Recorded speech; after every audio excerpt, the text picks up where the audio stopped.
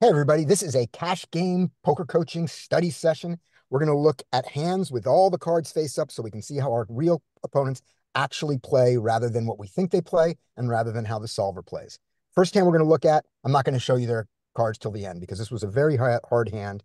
For me, this was Saturday night. It was the last hand that I played. And I want you to just look at one particular villain. This is villain 27. His V is 43 and his preflop raises are 9. We've seen him, you know, we've seen him limp into a lot of hands and also limp after limps. We've seen him limp and call raises. Uh, he's been in way too many hands, and we've seen some of his hands that he has either limped, that he's limped in and played, and they include things like 9-4 offsuit on the button, Jack-4 offsuit in the low jack. So his range reflects what a VPIP of 43 looks like. I got pocket kings. I like that. And because it is my last hand of the night, I'm playing 1.25 raises, but I'm going to go to bed after this. I decide to go to a full 3 big blinds instead of 2.5. I also haven't played a hand in a while, so I don't think anybody is going to read anything into my raise sizes. So thought, and the rest of the table is doing a lot of threes also. So this is not going to be noticed at all. As you can see by the call, and the call. Now he raises. This is the first raise. This is the first 3-bet that we have seen him make in forever. I think he's made one other 3-bet in the total number of hands. This says I've only got 35 hands on him. This is wrong. The HUD is wrong here. I've got 90 to 100 hands on this guy here. So this is absolutely the top of his range. There's no doubt about it. He has no bluffs here. This is never ace-5 suited because someone who has ace-5 suited as a bluff has done it before this. And he would be happy to limp so many hands here. So I range this as aces, kings, queens, maybe ace-king suited, never ace-5 suited, maybe jacks, probably not. That's my range I'm putting him on. My problem is that if I call, because his 3-bet is so small, this hand is going to go massively multi-way. And I'm going to basically be playing my kings as a set mine. So my thought is, I'm never going to fold it. I'm not going to fold here. But if I don't 4-bet this and get these other people out, then I'm basically going to be doing a lot of check folding on the flop. And I don't want to do that with kings. So I decide to go for the raise.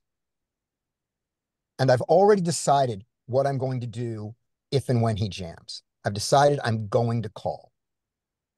Now, the question is, how bad a decision do you think that is, given everything I've told you? And by the way, it does go fold, fold, fold to him. And there's the jam. What do you guys think? Don't have to go so big on the 4-bet. Okay. But Um, but one thing, Mike, exploitatively, he's going to call the 4-bet, and I only want one caller.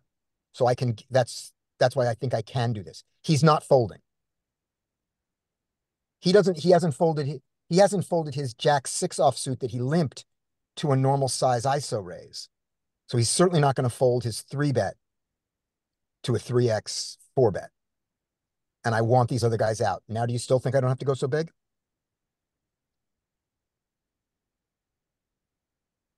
Yeah, I mean, I guess. oh, okay.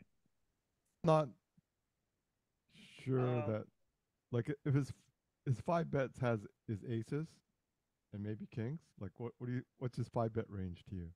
So we don't know because he has only done one other 3-bet in the whole time he's been here, or maybe none. I don't remember if it was one or two, but it was not more than one. Once every 220. Can you hear me now? Yeah, we can hear you, Joey. Oh, I okay. hear you. Now, Yeah. I was trying to say, I think you might be ranging him just a little bit tight. Um, with all Is the these offsuit? calls, even the loose passive players, he still has a P PFR of 9. I Right. think you could still maybe include jacks plus an ace king. I agree. And I said that. I said maybe jacks. I said ace king suited, but I should have included ace king offsuit also in that group. Yeah, But I you totally. also kind of worded it like maybe jacks. Is he Yeah. five betting jacks? Huh? So you're saying he can be five betting jacks? Someone No, with a- three betting On the jack. 3-bet. On the 3-bet. yeah, yeah. But when he Yeah. five bets, he probably doesn't have jacks.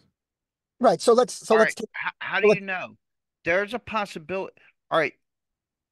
There is a grouping of players who are unstudied that kind of feel like jacks are the nuts. Okay, okay. Yeah. Yeah, that's certainly true.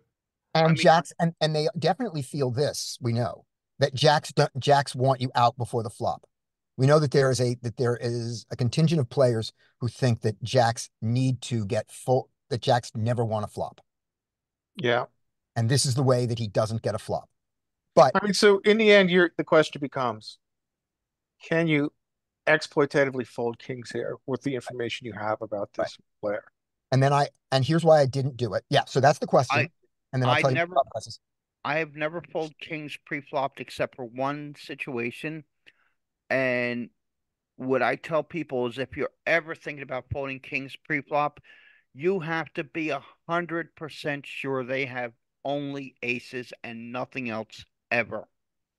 If they What if ever you're have 500 pocket big blinds queens, deep, Joey? if they ever have pocket queens, you're making a huge blunder to fold pocket kings.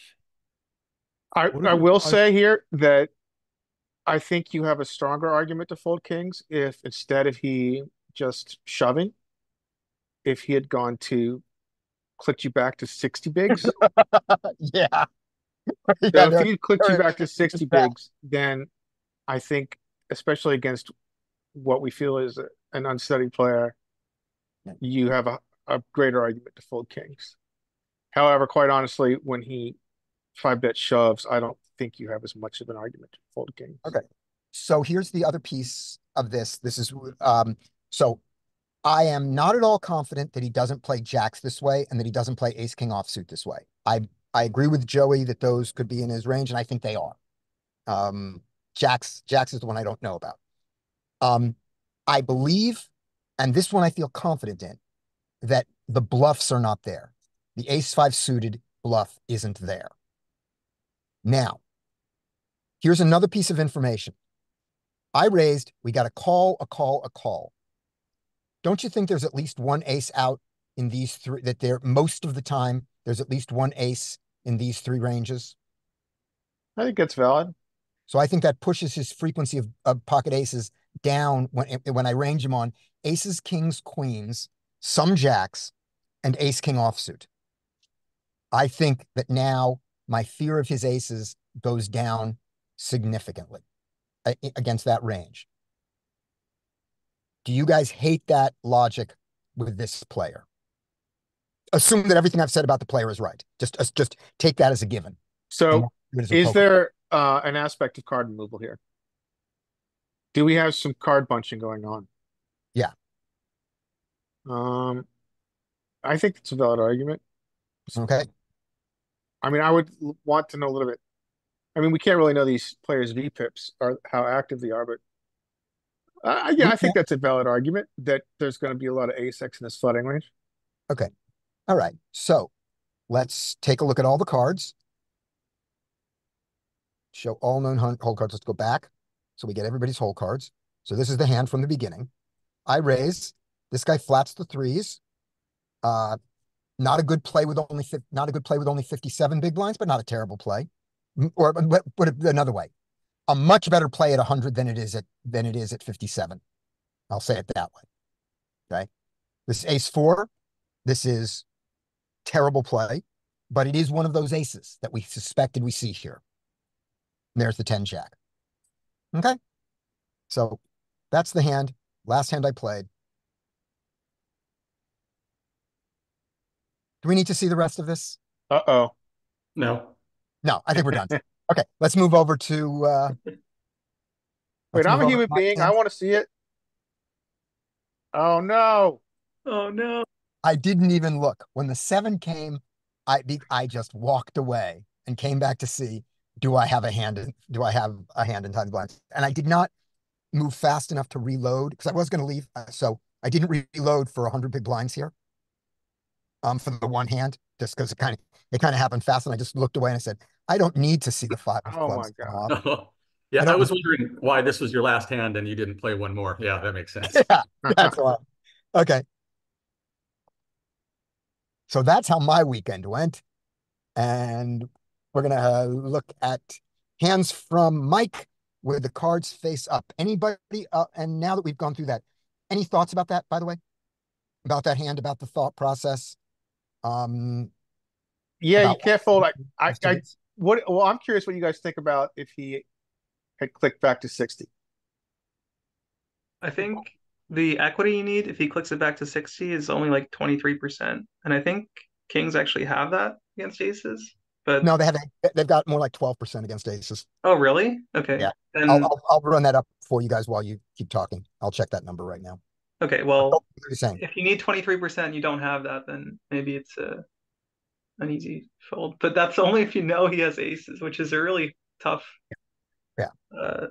call to make. Like you have to really be certain, like Joey was saying earlier. If they ever have queens, then you're making a huge blunder.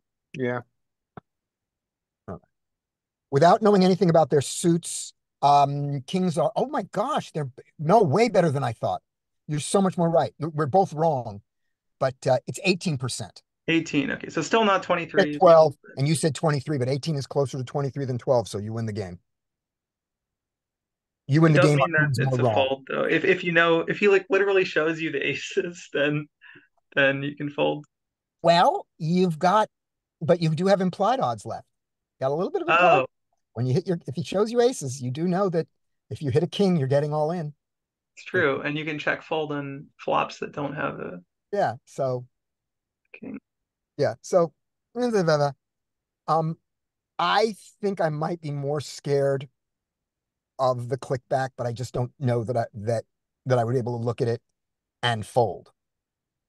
Yeah, I mean, I think we've all been in those spots where Yeah. we get the click back and we're like, man, this is always a recreational with aces, and we have kings. I Yeah, hate and this. right. And maybe someday I will be a better poker player and fold this, but right now my ego is in the way of you're not clicking me back and getting me for fold kings. Yeah, I just don't have a fold kings button for And either. and I do not say that that's a good play. I say that's me. All right, let me explain the one time I folded pocket kings All pre-flop. right. Tell us a story. My HUD stats for a player, he had an 11 VPIP, 0 PFR after Okay. 100 after about 175 hands. Okay. I open with pocket kings. Somebody 3-bets me. Then this guy jumps in the blind and cold 4-bet shoves. I folded. The 3-better called with ace queen, and the guy did have pocket aces. Yep. Once every 231 hands, he Yeah. 4-bets I did. when I he gets aces. He I has did never fold pocket. raised Yeah. before. That's a pretty good Yeah, indication. that's a good one. I folded pocket queens in a little tournament against a limp re-raise with somebody in the middle that's like, okay, good. So I'm gonna get to see. So that made it easier because I'm gonna know whether I'm right or not. And it's like, no, those are aces. In this particular ICM situation, it was like, those are aces. And they were, and I felt very good about myself. All right. Yeah, and I had a similar story too. The only time I've ever folded pocket kings as well, pre-flop, and it was another situation kind of like Joey's. Somebody opened under the gun at a 9-handed table to 3 big blinds. I was under the gun +1 with pocket kings. I 3-bet. I got 4-bet in the cutoff, and I believe it was the small blind 5-bet jammed. And there were some tight numbers in one of those two players. I can't remember which one. Got back to under the gun who folded. So it was on me, and I folded, and it was a mistake. Nobody had aces. Right. Did you see what they had? Yeah, Was I it? did. I remember. I don't remember the exact hands, but it wasn't aces. It wasn't aces. There you go. Okay, let's look at some other hands. I had fits this weekend with kings. Yeah. There were these players who were donking me half pot when I had kings on a board that was just like low, all low cards. Mhm. What would you do in that case when people are donking half pot into you and you have kings? Mostly call. Oh. Mostly call. Because they can have two. That they can have two pair. When you have the best hand, you have the best hand by far. When they have a draw, you're not getting them off the draw with your kings. And when they have a better hand, you will always have some outs against it, and you can't fold them yet. Yeah. So raising does very little. Keep their bluffs. The only thing raising does is it quotes, if they're not going to fold the draw, it quote charges the draw, and that's not as important as reverse charging yourself, because people can have two pair. Two pair is easy. Yeah. So But it happened it twice also in a row to me. depends. It also depends on the board too. Yeah. You have to be able to picture their range and try to figure out in your head, do you have a range advantage? Do you have a nut advantage? Well, nine If seven they're deuce. 9-7 two deuce, you're diamonds. 9-7 deuce, you're doing pretty good. 9-7 Yeah. 6, 7-6-5 is bad. 4-5-7 is bad. 9-7 deuce, that's okay. But even on 9-7 deuce, they have, what is the real advantage of raising your kings there against their donk? Well, I have no diamonds, and there's two diamonds on the board, so Okay, well, I your just hand, call. you get to play it. I'm still calling. Anybody want to raise that donk? 9-7 deuce, two diamonds? Well, what position did he dunk from? He donked from the big blind. Single raise pot? Yeah. He's got every 9-7 suited. He probably doesn't have 9-7 offsuit, but he doesn't have that many offsuit hands against What position did you open from? I'm under the gun 10-handed. Yeah. So you never have pocket twos. Nope. I never have pocket twos. And you have very few sevens. Not many sevens, not many nines. You got some nines. You got some nines there. Yeah, I got some think nines. that sounds like it's a call. You don't have much of a range advantage. You don't have Yep. nut advantage. I call, and I just Second assume best that this is an unstudied player if they're donking into me. Nines. There are very studied players who know the donking ranges, but 9-7 deuce is not one of them. So Yeah. if it had been 8-7-4, he probably has some donks. GTO solver donks. But 9-7 deuce, I don't think it does. If anybody wants to look, I can't imagine 9-7 deuce has any donks from a studied player. But also, you can make the assumption he's not a studied player because he's playing against you. And he's playing 1-3. Yeah. Yeah. You can make Yeah. that assumption until otherwise shown by his play. Yeah. Frustrating thing is the next hand I pick up aces, and he does the same thing. Hold on one second, Ken. Yes, but we're done with stories now. Now we're going to do some hands. Go, Mike. Okay. So yeah, so Scotty, you have to leave, right? So normally Scotty would kind of take over here, but yeah, we're just going to look at. I filtered for 10 big blinds on up, so we get like pots and post flop. So what I'll do is I'll lead here for a little bit, and then in the past we've kind of like rotated through. So if anybody wants to, like, what we do is typically just kind of see the table, see it pre-flop, describe what should happen, kind of in our world, what should happen. Sometimes for fun, we like to predict what will happen, but it's not really all that important. Anyway, so I'll take about 10 minutes worth and then pass it on to somebody else to kind of, as an exercise, look at our pre-flop ranges and decide what should happen here. For example, hand number one should get to queen six. Queen six can raise and should take it. And this is what we're seeing. This is why we do this, because we can see what the unstudied players, the white belts, the fish, if you will, are doing in real life. So a lot of us are studying charts and GTOs, and we see that this is highly deviated from. So here we go. So we see the Jack 7 off calling from the small blind. There's our donk. I mean, he's really clicking all the boxes, isn't it? Short, He is. Short broken stack, Short flatting stack, in the small blind, donking. That is but the that donk is seems not a okay. dunk. That is not a dunk bet board from the small blind. Okay, it's only a donk Is bet from from the big blind. It is from the big blind. Okay, What? Yeah, if he was playing a big blind range, this would have donks for right. sure. And this hand could donk. So you're saying that's not a donk, Joey? Small blind donk boards are Jack 10, Jack 9, 10 9, 10 8, 9 8. Okay. Okay, so you're saying that's a more big blind range. Yeah, Yeah. this is a big blind dunking board. Okay. And this hand in particular wouldn't even be a call in the big blind. It wouldn't even be a defend. But if it were, this could be a potential donk range. Plus his hand would kind of fall into that if it was. Yeah. If you made it suited, he could easily call it in the big blind. He should against the button. He could also raise it. Yep. Here we go. He donks. The gut shot. Why is the queen 6 calling there though? 4 5 6 4 5 6 7 shot. 8. Gut shot. Oh, Gut shot okay. with the wrong suits and an overcard. Yeah, that's kind of a big bet to just flat it for a gut Yeah. shot. Yeah.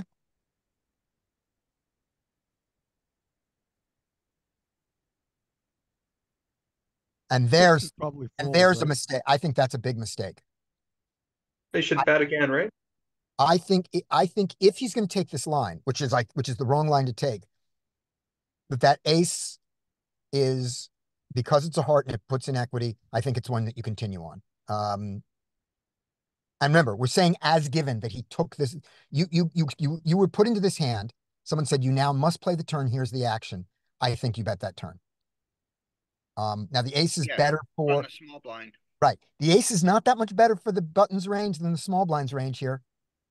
But the flush coming in is usually better for the post flop caller as opposed to the post flop aggressor. Okay. Would you check this and give up the hand this way? Well, we'll see. He might not give up. No, I would if I made the mistake of dunking the flop and actually being in the same with Jack 7 off, I'd definitely bet the ace of hearts. Okay, good. All right, we're on the same page. So he checks. Yep, he did check. What size would we go with if we did? I would go with a small. I would go with like a third probably. Yep. Flush completing lets you go small. But he checked, and the queen 6 goes 3/4, and they folded. I'm okay with him fold as played. That's a bad fold too. You think so? You really you want to draw to the 7 of hearts? Your straight comes in, you could lose with it. Your 7 comes in, and it's often not good. You got flush outs too. I know, that's what I mean. Your heart comes in, and you're drawing to the 7 of hearts. You get your flush. You can't bet it. You can only check call it, and that's no fun to check call with a 7 of hearts there. I don't hate this fold. Maybe there's some reverse implied odds with 7 high flush losing to a higher. Oh yeah, oh yeah, definitely. Yeah, to the bigger Reverse side, implied odds. I'm kind of on team fold too, but I mean it's. Well, he's got 6s that are good for him. Maybe not though. That's what I'm saying is he's got all of the hands that he hits. He has reverse implied odds on. The 6 he gets a straight when the other guy can have a flush. He has a flush blocker, so that's nice. I see the 7 only as a flush blocker. So like, if he has a pair in the 7, it makes it easy to call because it blocks the 4-card flush from coming in and it blocks him from having the flush. But if he's drawing and he's drawing to 2 hands, neither of which is the nuts, and the guy bets large, I still like the fold. Go on with your, go on. I interrupted you, Joey. All right. So I think a lot of your assumptions are you're putting all the worst case assumptions into a big lump without understanding that, yes, those are possible statistically, but there are other possibilities more likely that you have to consider. He might not have a heart, so your fourth heart might help. Yep.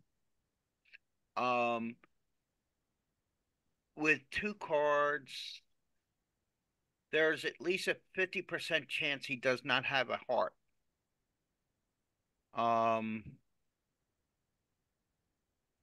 Since he opened on the button, even if he has a heart, sometimes it could be a worse heart. Not often, though. 2, 3, 4. So what First, if the 6 hits? back What's 10, better? 9. Your opponent would need 7-9 if the 6 hits for us to lose with the straight. Mhm. And we have a 7, so we are blocking that combo. I think there might just be enough here just to give it a call. And I think we're going to lead. I think all of that makes sense. We've made our points, but I don't think we can meaningfully get an answer from the solver for this. but The no, we ranges don't can't. exist. We can't So, because this range doesn't exist. This hand doesn't exist. right. So let's. But also, instead of getting to this point, he should have just bet. Yeah. And he shouldn't Yeah. have been in the hand, and he shouldn't have donked, and all those things. Yep. Let's see what he does. He folds. Yep. Check fold. All right. Next hand, King Queen should raise, and Queen 10 suited probably has some 3-bets, and that.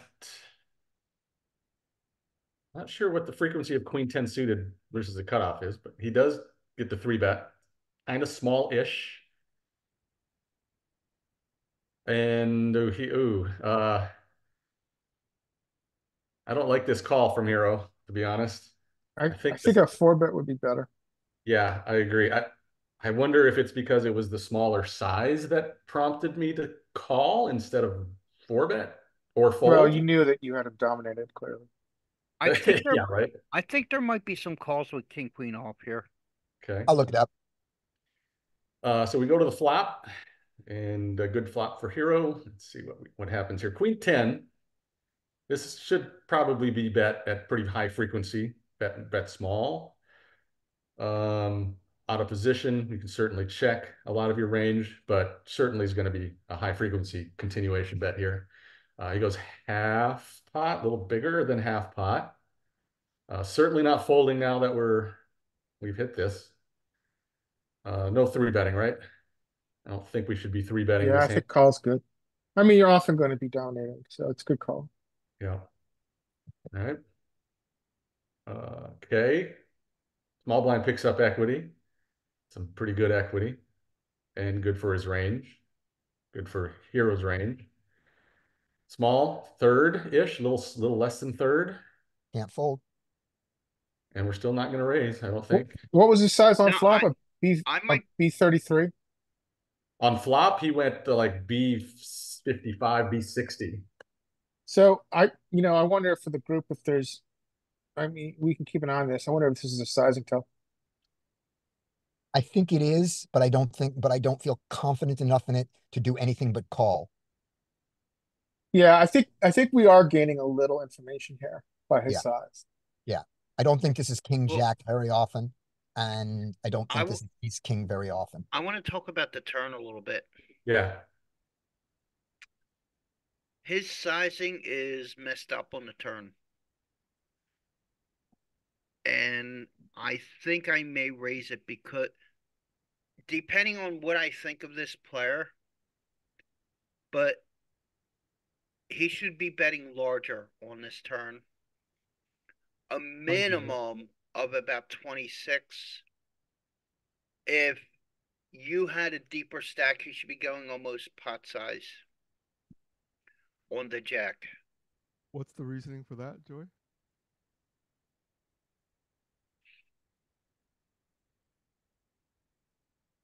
Joey, did you hear the question? Yeah, I'm trying to formulate Oh, it in my okay, mind. good. After he bets the flop. Obviously, the jack brings in a straight, but it should not be a straight very often in our range, being that it brings in 10-9, and we were 3-bet. Um,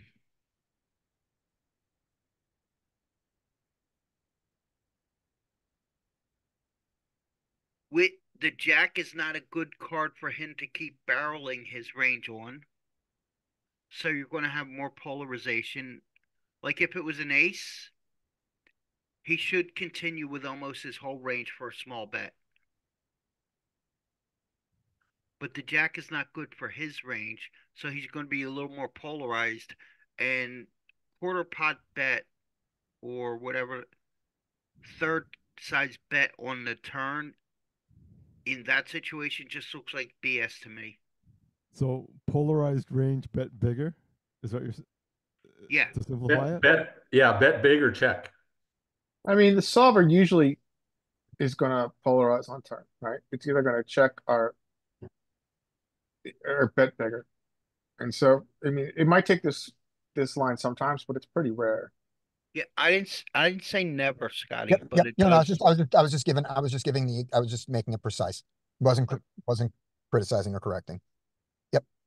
I've changed the way I bet turns based on what I learned here. Like, I started to bet pot or not unless I have a really, really good reason on the turn.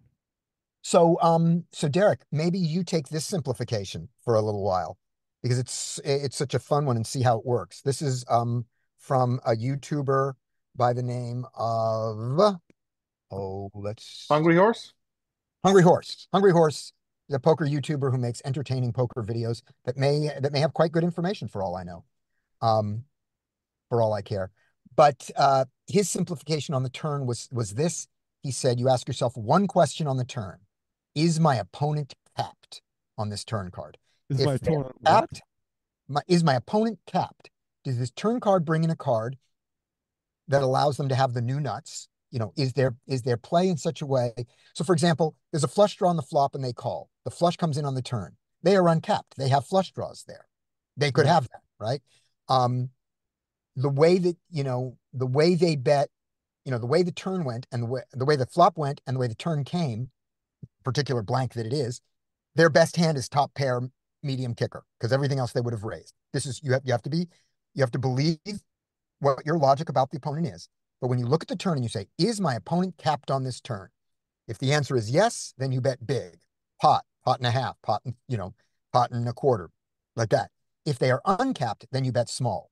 And since you've limited yourself to saying from now on, I'm going to bet, pot size on the turn, I'm going to say, taking that, let's make that just a little bit more complicated for a little bit and just ask yourself, I'm going to bet pot size on the turn unless the turn uncaps my opponent. And then I won't. Then I'll consider small as my bet size. That's all. I love that. I'm going to try Yeah. that. Right. And if you want to That's watch the whole video, it's a video from Hungry Horse called the perfect bet sizing, how to do the perfect bet size, something like that. And it's a short Google it. video and he's got graphics. It's good YouTube content. Unlike this. Okay. So he bets the 13. Joey's raising here. I can see why you would raise against this small bet. So here's what I'm wondering: what size would you use here? These seem kind of like this, kind of awkward, right? What would you raise? Would you jam?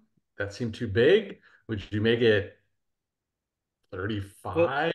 Well, a jam would be a pot size bet. Yeah. And I think a jam accomplishes the things you don't want it to do. I think a jam folds out all the marginal stuff and the weaker stuff that he makes this smaller bet with. That when we read into this bet size, and we can still, given the pot, we can jam the river. Yes, the board is wet. Yeah. Yeah. My just- impression of this is that, this is a guy who did actually turn equity. And he wants to see the river, but he doesn't want to give up the betting lead. Yeah.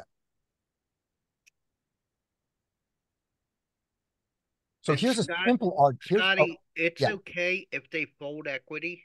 That's true. Yep. Here's an Even if argument he in only favor of has Joey. 20% equity, Yeah. that's 20% equity he just gave us for free. Yep.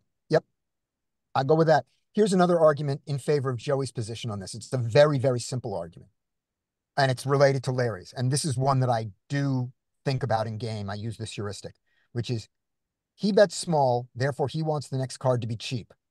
Therefore, I don't. Yeah, that's a Don't good. want it. He is my opponent. We rarely have the same interest. So you pot it here. Yeah, that would be the argument for potting it. The argument against potting it, I've already made, and Larry has already made. I mean, and Mike. And potting it means jam. Yeah, 65. Yeah. Or like just shove it all in. Yeah. Means jam, or it means effectively jam, meaning you bet a size that you're not folding the river. An 60. actual pot size raise would be 87. And Yeah. we don't have 87. Yeah. Right. So, yeah. What'd you do? We called.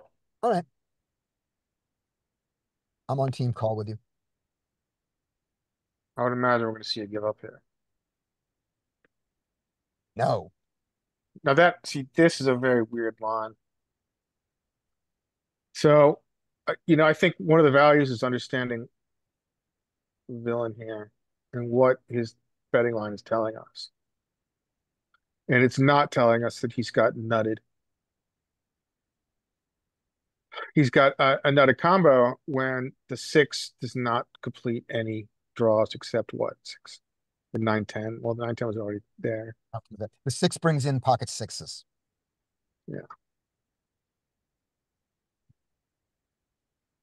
Yeah, this is like it's just a very weird line. And so, a lot of people say if your instincts are telling you that this line is weird, then your frequency of hero calls should go up. Easy to say when we see his cards, and I agree, even if we don't see his cards. So if you think this is under bluffed, you should call. I mean, you should fold. And if you think it's over bluffed, you should call. Yeah. Well, I mean, let's also bring in the combination of understanding what completed on river, right? 9, So- 5, 5, 4. Yeah, so that's that. nice. 5-4 is not in his 3-betting range, probably. He 3-bet and then triple barreled. He doesn't have 5-4. Unless it's 5-4 of Doesn't make any diamonds. Specific. sense. 5-4 of diamonds. Yeah, I mean, it's just, yeah, I think there's some real, just using poker instincts, not using math or not using pure solver strategy. There's some very suspect parts of this betting line. This story doesn't tell a consistent story. Yeah, Is that what you're saying? Yeah.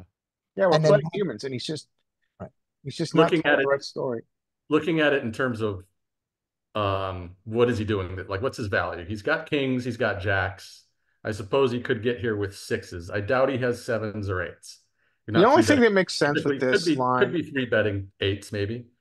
We're That turn bet blocking. doesn't feel like it. That turn bet doesn't feel like kings, 8s, or 7s. No, you're right. Yeah, we discussed that too. Yeah. It looks like we're blocking. We're not blocking any value except kings. Mm-hmm. We're blocking bluffs. We're blocking ace queen. We're blocking a hand like he has queen 10, We're not blocking diamonds. and we're not blocking diamonds. Throw in one more thing, and I think, and it makes an easier call. So, Well, that's what all that kind of tells me. It should be a fold. no, diamonds, not blocking diamonds is good. No, all the other stuff. I mean, diamonds are part of we're unblocking diamonds, but we're also blocking some of his other bluffs, and he has a lot of value. 9-10. He can have 9-10. Yeah. We're blocking queen 10. We're blocking ace queen for the straights that come later. so, I mean, the only one question you ask yourself is 9-10 gets there on turn. And 9-10 is looking at this board texture with a flush draw with a king that's a large part of imposition's range. Am I choosing this very small size? No way. 9-10's gonna bet big, right? Well, I mean, everybody's different. I mean, it's hard to have absolutes in this game, but I think that I just really don't think the turn sizing tells the story of nutting up on turn. So here's the other thing that leads me to the hero call here, which is we block a little bit of his we block the straight bluffs, we unblock the diamond bluffs, the turns doesn't make sense, and we beat a little bit of his thin value range. So this is not a pure bluff catcher. We beat King 10. We lose to King Jack. We split with King Queen. We lose to Ace Queen. We beat King Jack. We beat King 9 that picked up a gut shot on the turn. He 3-bet King 9 suited? Sometimes. So So that leads what's me. the consensus? What's the vote? Call or fold? I mean, I'm feel not like- gonna I'm gonna abstain because I'm afraid I'm too captured by cards up. Yeah, I can see the cards. It's too hard to Yeah, say I'm what I not would sure do. if I'm objective enough here. Okay, good point. Touche. I think I might lead to a fold. All right. My And- reasoning is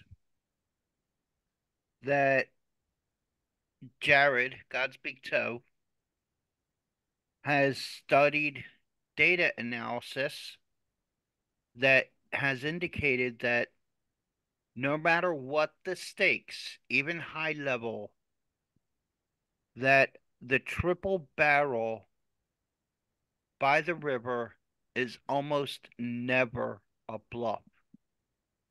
I concur. I Villains overfold. villains are overwhelmingly value balanced than they are like they're tilted towards value yeah. than they are towards balance. Oh, definitely.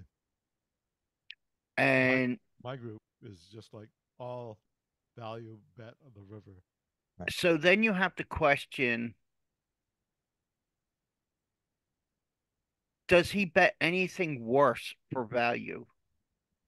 Yeah, I think this is a pure bluff Like, catcher. does he 3-bet and then triple barrel with King 10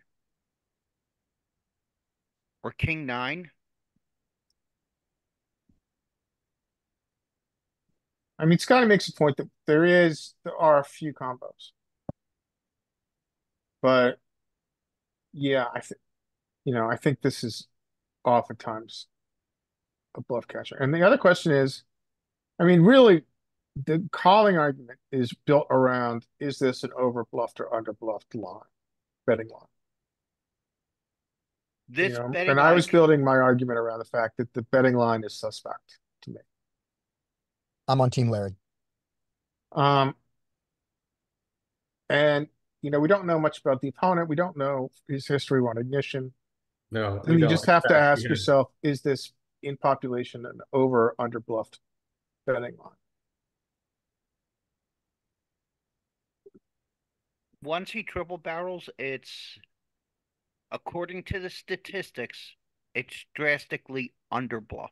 Yeah, I see your point. The only question I would have with that, Joey, is are you putting any weight into the turn sizing? The the down bet on the turn?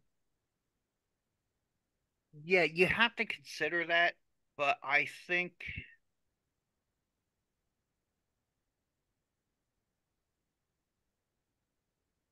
it looked BS at the time, but you can't say it's 100% BS when he No. does that on turn.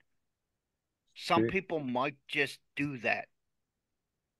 Or he may have just, one of the guidelines is you go small when there's straight hits. Some people just automatically do that without taking the next step. You're supposed to go small when a draw hits, and it's likely that they have the draw. So he may have just undersized because the straight draw hit without taking the next step. All right, how often does he really have 10-9 here? If you So can let me conclude so that let me it's go let me slivers, yeah. then you can ignore it and bet large. But if you're not taking that step and automatically bet small. He may have just bet small because the jack hit. So let me do a narrative. I'm gonna put someone like me in in the big blind here, who thinks about as deeply and as incorrectly as I do. So here's the narrative I could come up with that follows this line, and we'll see if this fits. So I'm going to give myself ace king and king king. Also, ace king and king king. I have to block top pair for this. So I 3-bet pre-flop, makes total sense. Hit my king, I bet it, you call. The turn brings in the jack. I look at this and I go 9-10 suited. You have 9-10 suited in your range. Turns out the solver has 9-10 suited a quarter of the time. It folds out 3/4 of its 9-10 to the 3-bet. But I look at people and go, lots of people call lots of suited connectors. 9-10 is a high suited connector.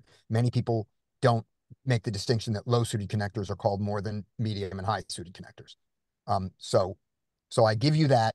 And I think that my small bet accomplishes two things. It gets me to where I can jam the river still comfortably. So I need a few more dollars in there to make my river jam there. And if it induces, if the bet small to induce, because I'm not folding my kings and I'm not folding my ace king, if I can get you to raise me on this small bet, that's kind of nice. And then if you don't raise me, I now feel totally safe on the river to jam. You don't have a straight. So that would be the narrative I would tell. If I was telling that narrative, I would not bet 13. I would either do a full-on check to induce, or I would bet small, but I would still bet 23 or 24 to get you in to make my river shove not as intimidating. I don't bet 13 there. So I can't have this line, and everyone plays like me, so therefore call. That's how my argument. Yeah, that sizing too. We've talked about this. Is that what they call the Brazilian? Have we talked about this? Is this the Brazilian where he went small on the turn to set up a bigger Yeah, bluff with Brazilian the is More Brazilian dramatic is small. sizing on the river. The Brazilian is small on the flop and small on the turn. I forgot what his bet size was on the flop. His bet size was over half. Right. So this is something else, but it's not the Brazilian. Yeah, yeah. It's not. And the Brazilian is usually like doesn't come B25, B30, right. B25, B30 shove. Right. And does the Brazilian also come after a 3-bet? Have we determined that? Do we remember that? Yeah, well, the Brazilian is our invention. It could be whatever we want. Okay. So yeah. So this does not fit in our definition of the Brazilian. And Zubin commented on betting geo and the geo sizing, and that's sort of mine without doing full geo math. Just that idea of Geo was about 25. Yeah, 25, 26. yeah. I That's would what, put this more in the Brazilian argument if it was like a B25, B25 shove. yeah. But without any description of it, it's this. It gets that same thing. I get more after doing that logic. I get more suspect by the 13 there, and then there's an emotional one that I look at for it's all on that thing of does this bet make sense? Does this betting line make sense? And the more it doesn't make sense, the more you need to call, which is one of the emotions that certain betting lines that I find are over bluffed, are betting lines that feel desperate. That's a valid point. Can you dig into that a little bit? So, Yeah, I think one, and also, can I add to that just before you go? yeah. I think that, well, I was listening to a YouTube conversation. I can't claim this theory that for recreationals, sometimes their strategy is not built on strategy. It's built on emotional indicators or emotionality.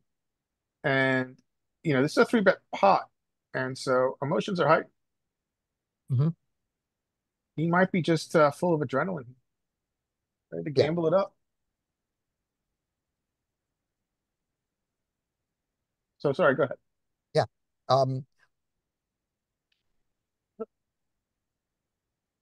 So that's the full set. I think we've all said are things intelligent and not.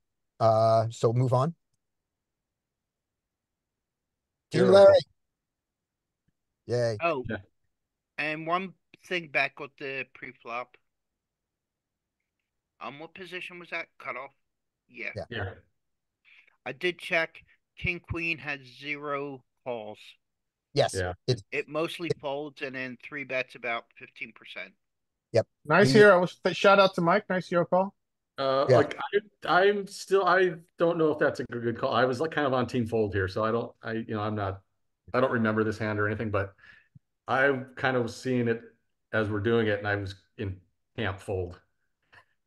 So take that My, for what you will. well, I mean, this is really important. I know we spend a lot of time on this, but maybe we want to move on. But I still find this to be somewhat an important spot, which we all face, which is we are here calling with top pair, not the greatest kicker in the 3-bet pot.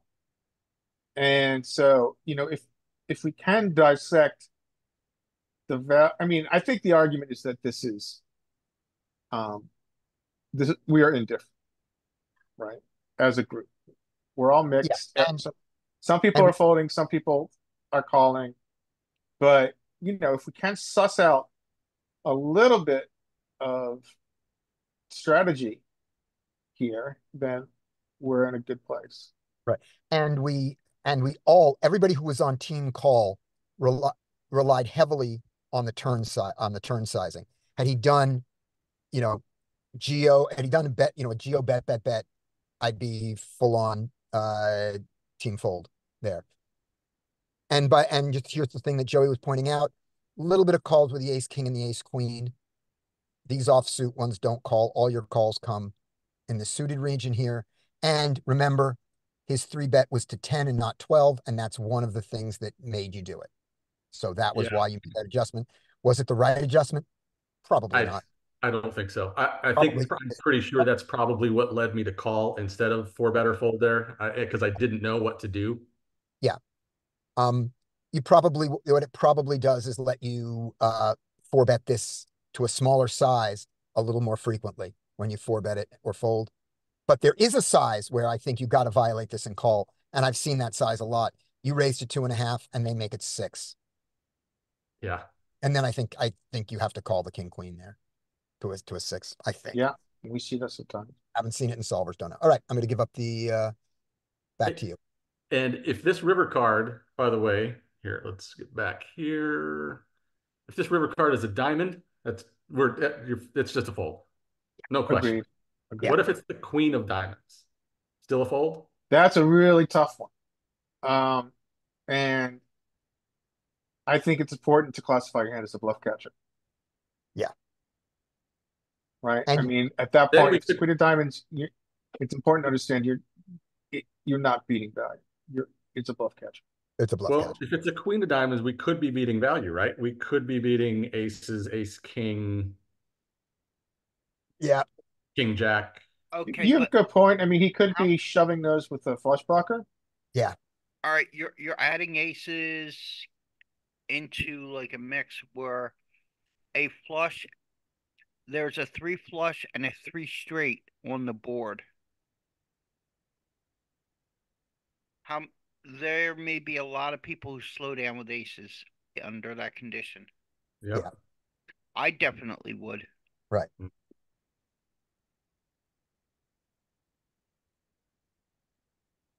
Seems strange to turn the aces into a bluff shove on the river.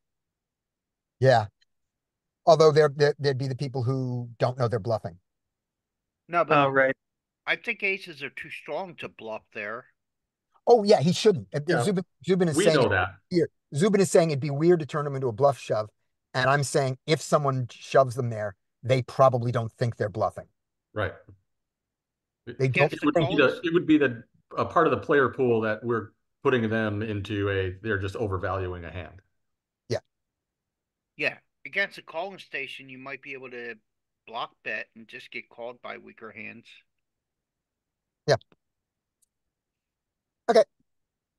Okay, looks like we can bypass a heads up hand, but I suppose we could do it.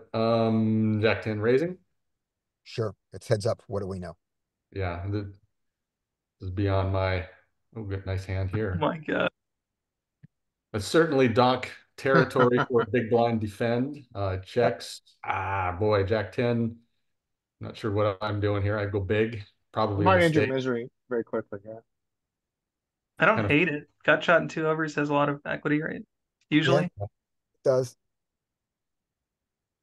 But I think his bet should be smaller. It should not be over half pot. yeah. Should probably be closer to 1.5 to 2. Because we're really just trying to fold out air here.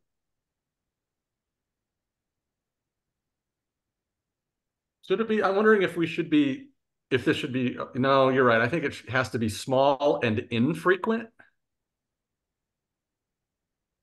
Well, the I mean, we're simpli- getting into heads up post flop strat territory.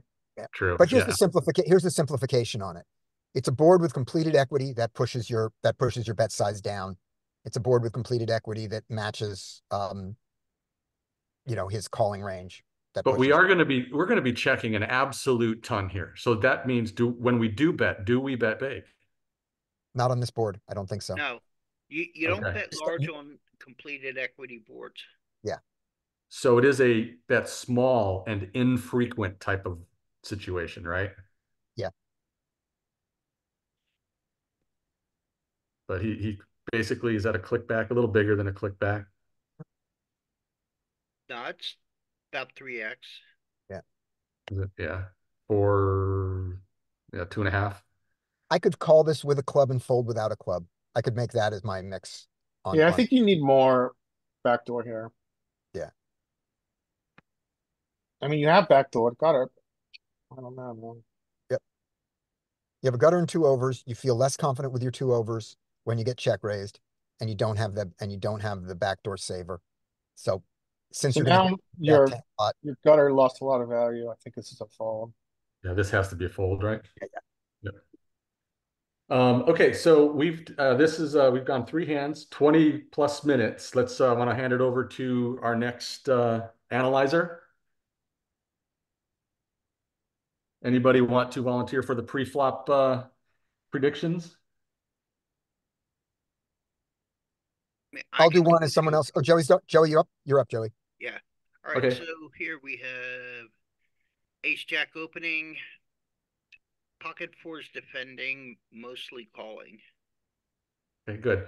I agree. You do have a poster, by the way, if you missed that, so probably wouldn't change anything. Limp. So then the ace jack should do like 4x. And now we see. I'd go a little big. I mean, he's got a broken stack. I don't know what that does. I'd like a 6x here. Well, that's a bit. He should be at least 5. 5, Yeah. Now, what about fours in the big blind now that you have these limpers and an ISO?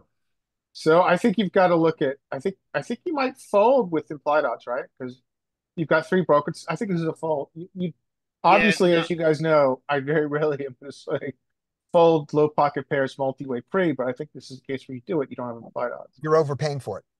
Yeah, Just don't and have- the stack sizes are too small. Yeah. Yeah. Oh, I and agree. even the ace jack is too small. Yeah. Yeah. Yeah. Everyone's a broken stack.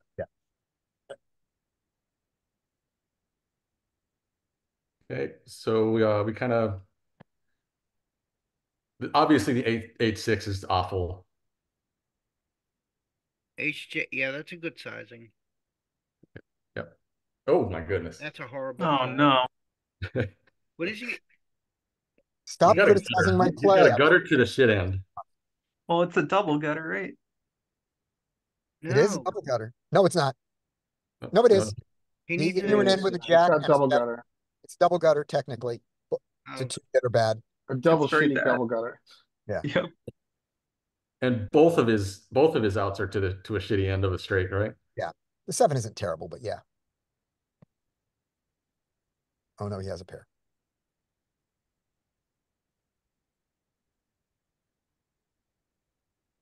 So interesting. So yeah, this is what's really enlightening. We get to see what's happening out there, right? This is fantastic.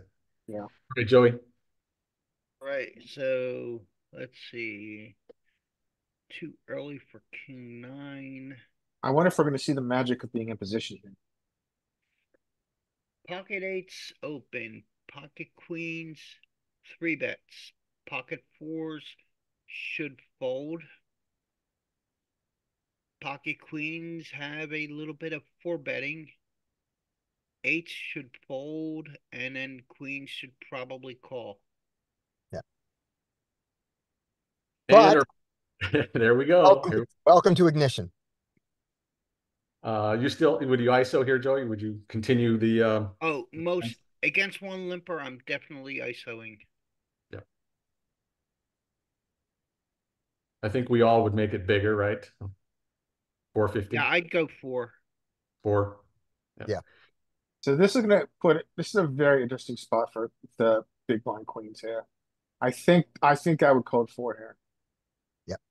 I In would. GTO world, you have no calls here. That's the important thing. That your options are raise or fold here in GTO world.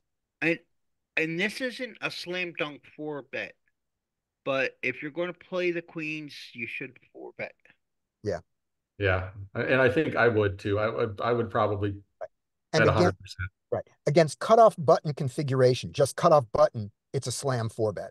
Against the limp cutoff button, slightly worse. I claim that. Now I'm going to look it up. Mike, before we okay, this is horrible. Well, now I can ask a question. All right, gents. So you've got this situation here.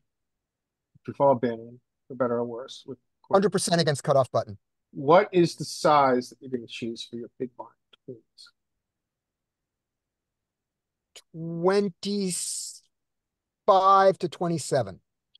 Yeah, I think I like 2.5x. I think 2.5x is in these very unconventional situations is good. I don't know if out of position, in position, Oh, make wait, it bigger or smaller.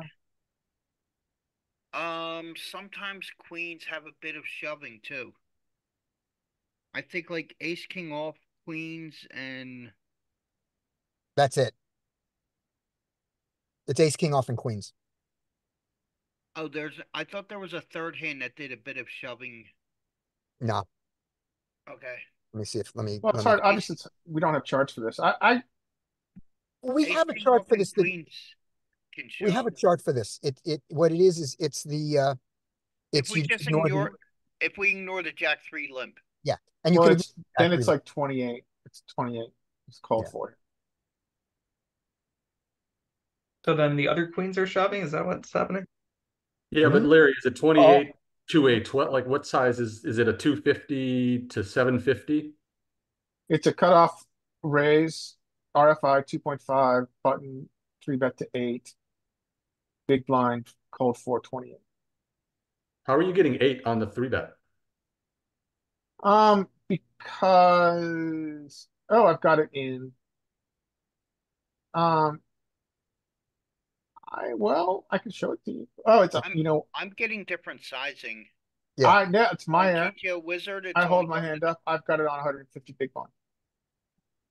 Okay, yeah, that's what I was thinking. Yeah, It goes 2.5, 7.5, 21. So It's yeah, that's why I 21. thought Larry's 4 bet size was really big. I thought it was really big. That's why I was wondering Yeah, where he. sorry guys. Yeah. So yeah, 21. 21, but we increase it because that because the 3 bet was to 10. So it's a third bigger than go that. to So like that is 20. 25. That's 28. No, I mean it is 28. If Yeah, you just I was right along. I was just do kidding. straight geometric, it's 28. And also at 100 big blinds, Joey's right. We get a sliver with ace king off. Yeah. And a sliver of shoves with queens. Yeah.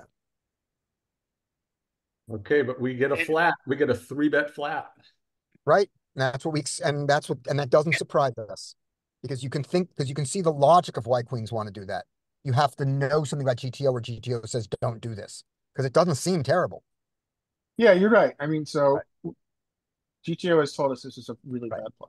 So let's say out loud, why is this a bad idea under GTO, and does that apply in the real world? Well, my argument would be that a lot of people are going to follow along with their eights here. So now you're taking this hand multi-way, which has diluted its equity significantly. And also, I mean, let's just talk rake. I mean, we're playing in environments where rake is not taken pre. So if you were able to take this down, and definitely the button is going to have some 3-bet folds here, that's rake free dollars, baby. Yeah. If rake is a big consideration, let's look at NL 500 with lower rake to see if it has calls. Okay. So Can- we had cutoff button, big Yeah. blind. Yep. Yeah. I'm going even high. I'm going to NL1K. Well, they actually can't do that because there's no rate. There's No, rate free. there's no calls in the big blind at the NL 500 with lower rake. Yeah, we don't. What changes is our shoves go away, Yeah. which makes sense, right? So And here's one of the things that I think drives there are no calls of raises and re-raises. Here in the big blind, which is you'll be playing the thing you said about being playing out of position, but you're out of position, which sucks. You're out of position with two players, which sucks twice, and and that you're not includes closing the action. hands. Yep. So in this, while this hand doesn't mind getting shoved on, I Yeah, think, you don't have any flats yeah, I think at that NL 500. I think this rule of no flats here is not only a good solver rule, I think it's a good rule out in the wild. Don't do it. There are all these hands that make it feel like you should do it and just don't. So now that you're here with the eights, Right. I think you call. You're closing the action. You're closing the action. He You he set didn't mine make in it multi-way tremendously large. He didn't go full 3x. this is great. You're six, you got a 6 to win 15 times that? Absolutely. yeah. Yeah, I think this is a clear set line situation. Yeah. I would call, and I just wanted to hear if there was any arguments against it. They do Joey, call. are you calling here? Yeah. Yeah, yeah. Joey said he was calling. Yeah, I like it.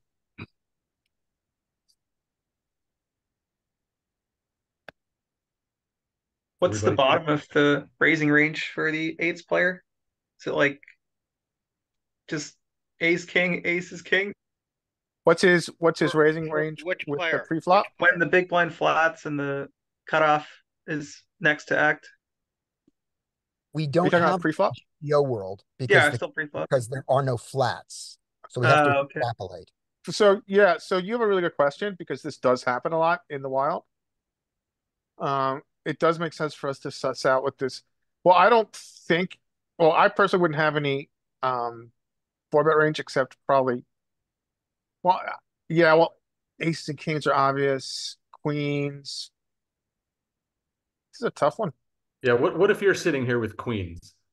Um, with queens, I'm motivated to shove. Actually, with queens, I'm motivated to shove with queens, kings, and both an ace king. I have a very large shoving range here because I am seeing big blind is capped Yeah. with 10 big blinds of dead money he just put in. So here's a real easy extrapolation we can make. Aces, kings, queens, and ace king, both suited and offsuit, can all shove against this because they can all shove when the big blind raises. And his calling range is not, there's no reason to believe that the calling range out in the wild is stronger than the 3-bet range. Now, So the interesting question, I think this is a clear There- set mine spot. There is a mathematical formula. And if there is a set, and if we are set mining here, then also we are calling suited connectors. All right, so if we're in the cutoff, how much are we going to 4-bet to? oh, you mean when against the limp? I mean against the flat. No, yeah. Against Yeah. this, against what we're looking at. We're sitting here with Just we're jam. sitting here in the cutoff after this action just happened. What is the best sizing you think is for there? Jam. Like around 25? I think the best sizing is jam. Huh? The best sizing is jam, I think.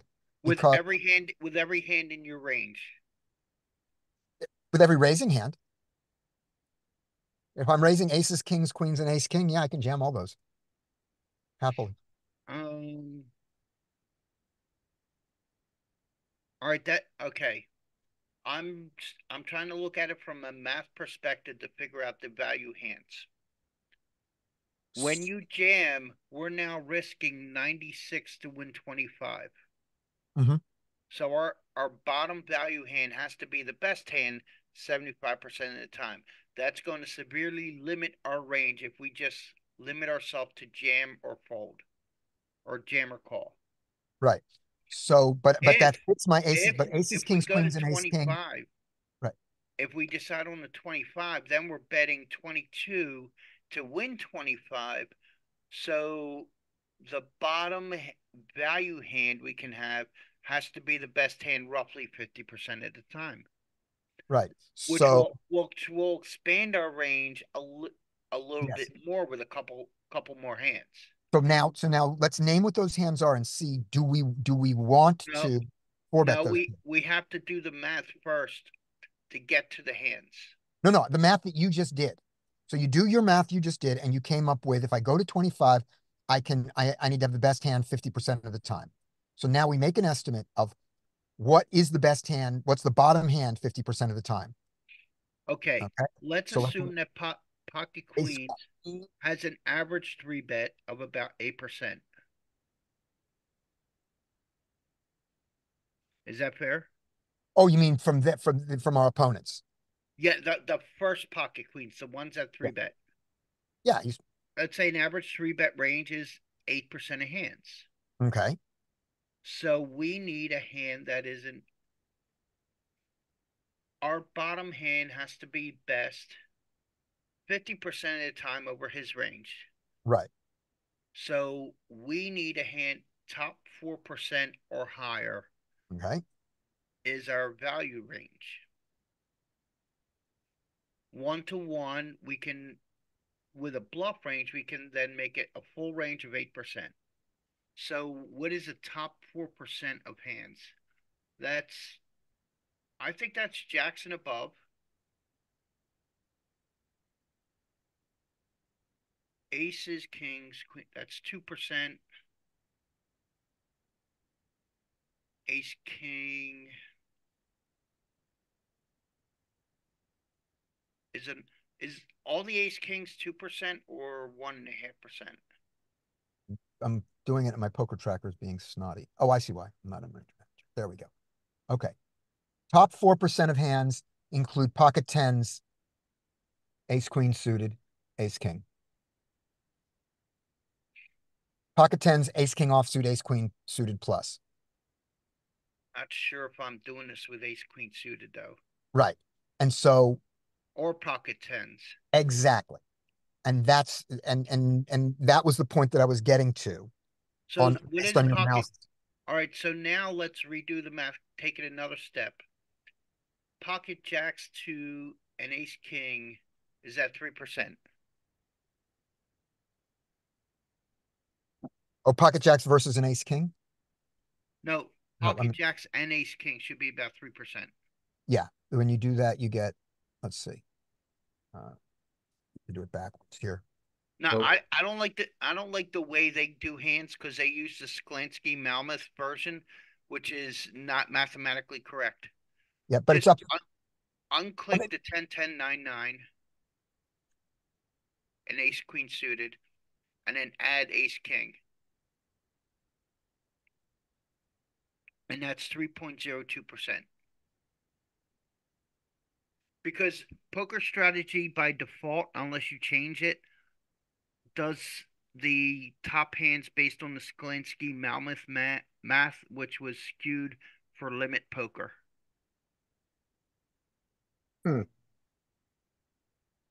Is there a equity calculator that you use which uses a better format for classifying hands? Poker Cruncher gives you the option of which method you want to use. You don't have to use Sklansky Malmuth. I think in the paid Equilabs, when I had the paid version of Equilabs, I had the option. Okay.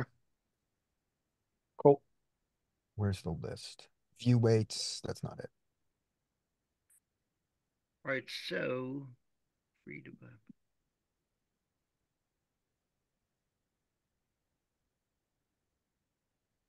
So now our hand is like 62 percentile, our bottom hand.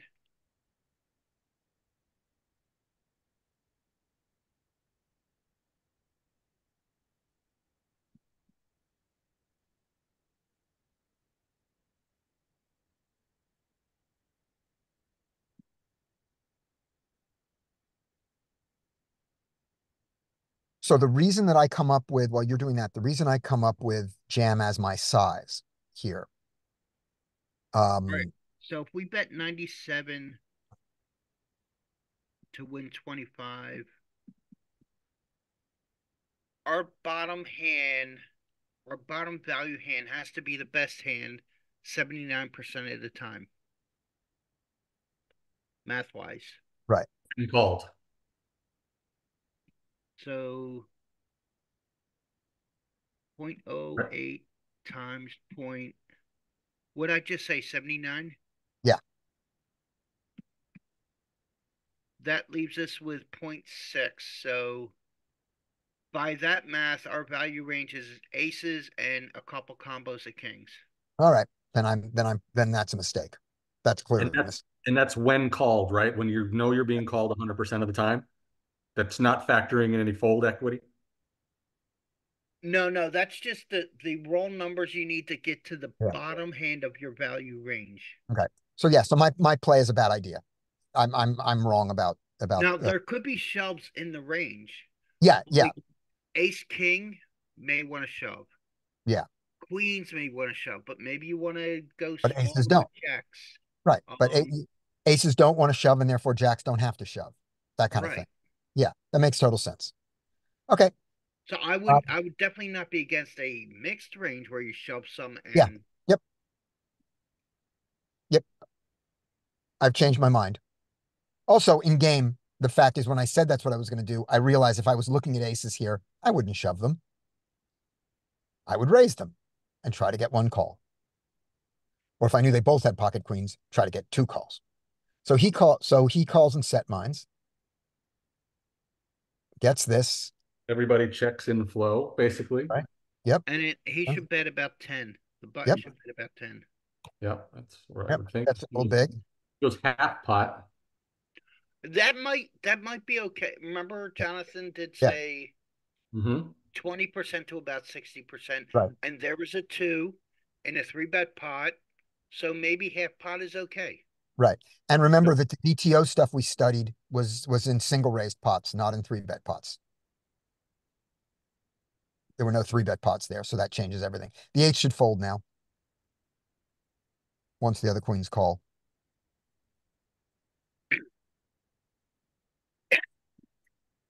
Now it gets interesting. Queens should Now the big jack blind behind. can dunk. The big blind's going to have some dunking range here. Yeah. Mm-hmm.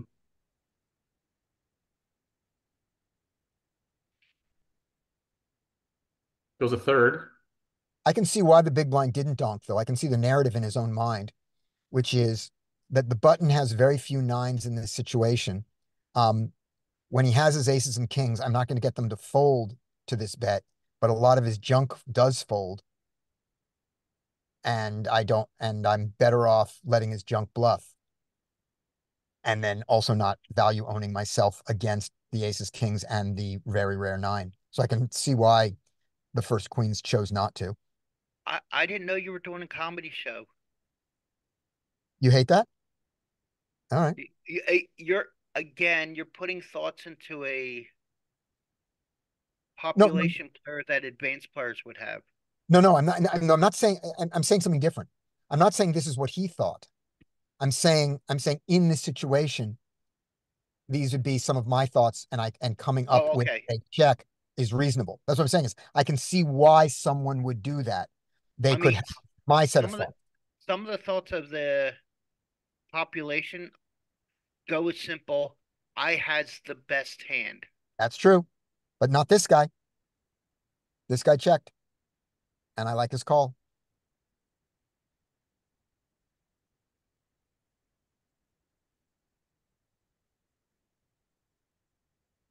You might check through. Although I think queens can bet for thin value here. But unfortunately, their sizing has got to be, there isn't a sensible 30 big blind bet. No, it's a half pot is basically is all in. all Yeah. in. I have one sizing. I think you can bet all in. Yeah. Oh, surprises me. I didn't do that. This is what I asked at the beginning of this hand. Are we going to see the power of position? And this is a manifestation. The It's answer the is great yes. power of being in position. Yeah, but Yeah, if somebody he's going to who call queens pre-flop, this is definitely a board he has to call down. Yeah. yeah. Yeah, this is And a in mistake. the mindset of somebody who does flat there at pre-flop, this fold really surprises me. So I mean, loose passive, right? Arguably loose passive. Um, yeah, this is a very tight fold, Yeah. especially on a paired board. So believe it or Taking not, away his combos of tough set. those two hands have taken 23 minutes. This If is you how want to we go got faster, into we'll the do it. No, weeds. no, If this you want to is get, this is normal sometimes with us. Yeah. No, I know. That's what I mean. This is how I've we seen us get take into the over an weeds. hour on one hand. yep. Zubin, are you hanging in there? Are we Yep. are we a little bit too detail oriented here? No, I like it. All right, cool. Oh, so is that ace 8-4 a limp or a post? It's a post. Okay, weak player. You don't put. All right, for anybody out there, you should never post. You should always wait for your big blind. However, And we the do encourage you to exception- post comments below and Yes. hit the like button. There you go. And the one exception on the post is at a 9-handed table, if you're posting into the cutoff, that seems to me to be a reasonable thing to do, but it has to be all 9 people have to be there. I don't do it. I still wait for the big one. Okay. All right, so ace 3 with a I post. think you try to steal it. I think you steal it. I Oh, mean, absolutely. yeah. I mean, you go like 4 to 5, just try to steal it. I think this is an even better. So ace 3, it mixes here in the on the button just against a regular small blind and big blind. I think with a poster who has checked behind, I think it's an even more attractive steal because he is so capped his range. He's more capped than a normal big blind. Yeah, I think this is a clear. Yeah, Is I that- like well, let me add. I'm trying to be open-minded. Are there any arguments against attempting to steal this with this combo? Yeah, I would consider just not playing it, but so because you're expanding your range now, because ace 3 would be very bottom, right? It is a All right, very aggressive But ace 3 is a majority raise. range expansion. But you know what? I mean, it's hard to know what our range is supposed to be in this situation. We don't have charts for that. Right. But here's the thing. We know that ace 3 is not an expansion on the button. Ace 3 is a majority raise, ace 3 offsuit on the button against just a blank small blind and big blind. That's valid. Yeah. Now we have 2 more cards in there. That's bad. Those 2 cards are terrible. That's good.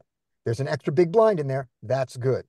Good plus terrible equals good. Raise. Using the philosophy that we've talked about, to use your range, say two positions back, this would be an expansion.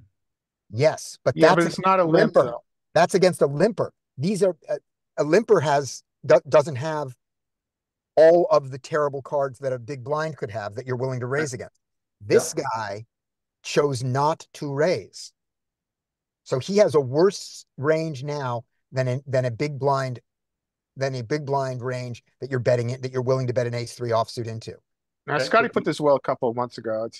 We're now looking at a player that has the bottom 50% of hands.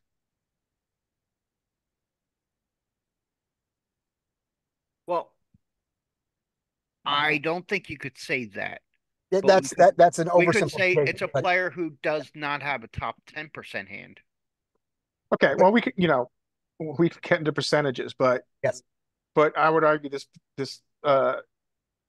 he's got definitely less than, well, whatever. He's got a very capped range, which could be any 2.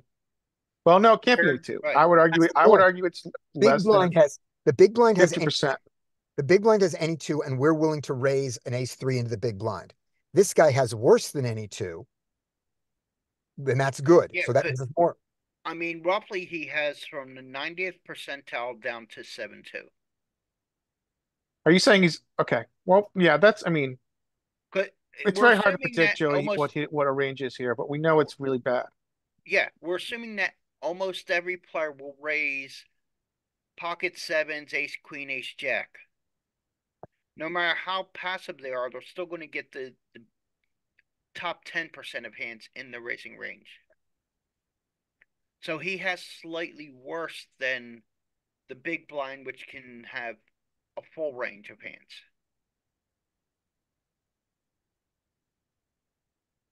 He has 90%, excluding the top 10%, at the very least. At the worst.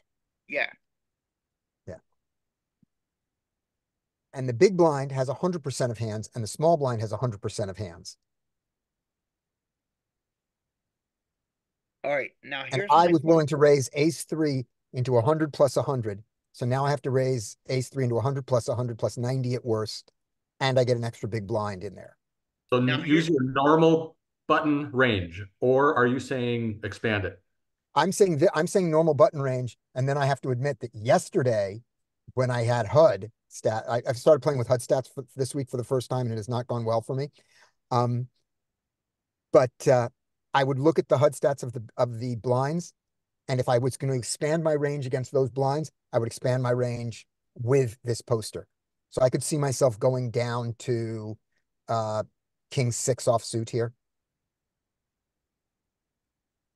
Queen 8 offsuit here. If my HUD stats on the blinds indicated any expansion, Okay. this guy would All make right. me more likely to expand, not less likely to expand. Okay, Scotty, let me Yeah. play devil's advocate for just a second. Go. What is your raise size with the limper? 4.5.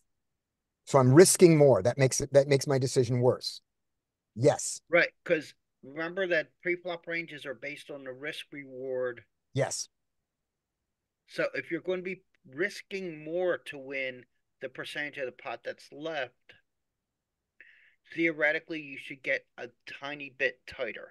Right. Now let me balance against what I'm going to get a tiny bit looser. And then we have to take into consideration he does not have a top 10% hand. Right. So that will expand his range by 1 or 2% on the value. Wait, he folded? We're talking about all this and he folds? Oh, so the poster raised. The poster wound up raising. I'm going to be right back. I just wanted to advance the hand because I'll be right back. Oh, got it. Gotcha. No worries. The poster raised. Oh, I'm so folding. So folding. We wasted all that time and the poster raised. Oh, we learned something. It's a simple fold. Yeah, it's a fold. After he raises. Yeah, I didn't know that. And the we didn't waste any time. We're talking about strategy. It's fine. Yeah, we didn't waste time. We talked about if he. Yeah. We talked about what to do if you have a poster, which is, so then we all face, which is an important consideration. I mean, we have a respectful disagreement as to what our ISO to a poster is. I take a more aggressive line, thinking that I can steal the blind. It's worked for me. But I respect that you think that we should take a tighter line. Yep. And we're also talking a small amount difference because Joey's saying that the larger raise size and the extra 2 cards in the hand are more important than the extra dead money in the hand. But neither of us think that those are highly determinative. Well, that's also because we're raising a larger amount than the extra dead money. Right. That's exactly why. Yes, now, that's what I said. Look at this. If this was a MTT, which does start the pot with 2.5 big blinds, we would still raise to 2.5. Yeah. But because we're assuming this is like a limper, we're going to make it 4 or 5 instead. Yep. So since we're risking more to win, what the hell was that? Uh-oh. I'll figure it out in a second. Since we're risking more to win 2.5 big blinds, that's going to tighten our range a bit. Yep. We've all made our points. So he raises. Mike finds the approximately 25% three bets from king five suited in the big blind. Nicely done. And chooses the right size to do it. I mean, the right time to do it. Yeah. His Yeah, nine. I like it. Let's do it, Mike. Push some buttons. Mike is away at the moment, Oh, how did he? Oh, he went backwards. Okay. but If Mike doesn't get back in a second, I'll move us on. yeah, he'll be Okay, I'll he's do on it. break for a second. That's fine. So yeah, I mean, Obviously, the poster that raised with 8-4 off is not making the correct decision. Obviously, and we've determined he was a bad player before even that happened because he was a poster. Right. Yeah. So there we go. I'm going to do this while Mike is gone. I'm back. Okay, Mike's back. Then I will not do it. All right. So let's play the handout and watch Mike steal candy from an 8-4 offsuit. Yeah, I'm wondering why I did this. I don't know why. Because I don't think you thought he was a bad player to start with. yeah. yeah, I think because he's a poster, and so he's got he doesn't have any two now, right? He's declared that he's got a good hand, but he still is starting off posting. Yeah, and I do use king five suited as a three bet occasionally. I may have the fact that he posted and raised, I Yeah. would not use king five as a three bet here if I'd seen that. I don't think I would. That would make me not want to. I go more Okay. linear. I would go more linear on All right. my three bets. Question. If he just opened from the cutoff and did not post, would you raise king five suited? Yes, with some frequency, yes. Yeah. Right. So why do anything different? Because he posted tells me he's kind of probably not a good player and that his range is not going to be typical. It's going to be more value.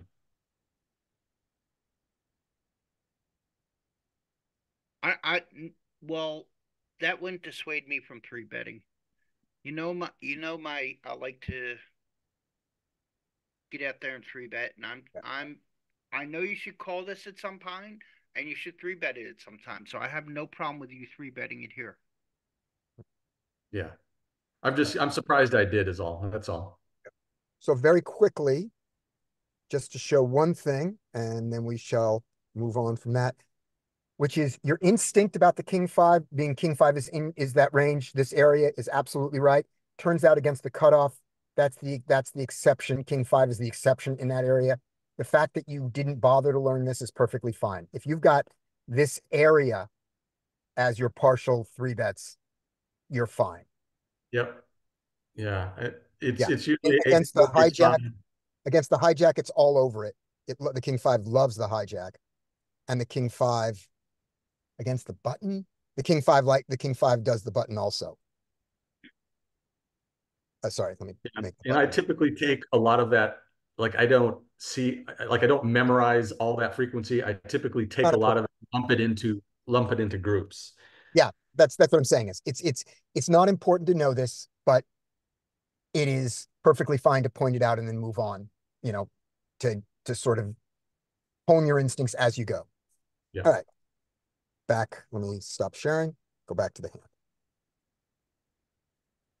So yeah, that's all. It just surprised me. Like I think I would have had the mindset of Now, how about this though? How about that? yeah. So here we go. We get to call from 8-4 suited. Interesting. Wow. This guy's not folding his gut shot. No, this is good firework. So C-bet. This is a good board to C-bet. Yeah, I might consider check raising in this. I don't know what I do here, to be honest. I do check. Yeah, I do check.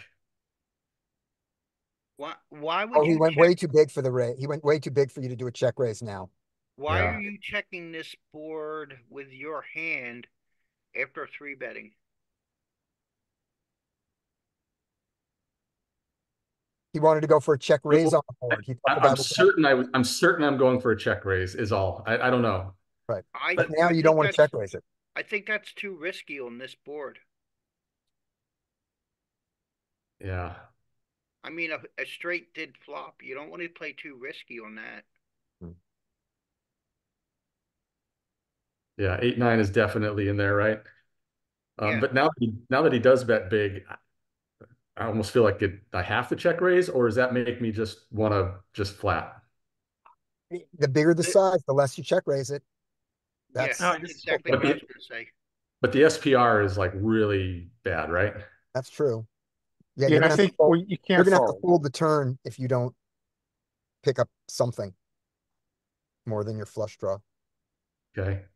Yeah, he's gonna get you off it. That jack is gonna do it to you if he's willing to jam. So this is I'm just looking at it. This is a 86% check board.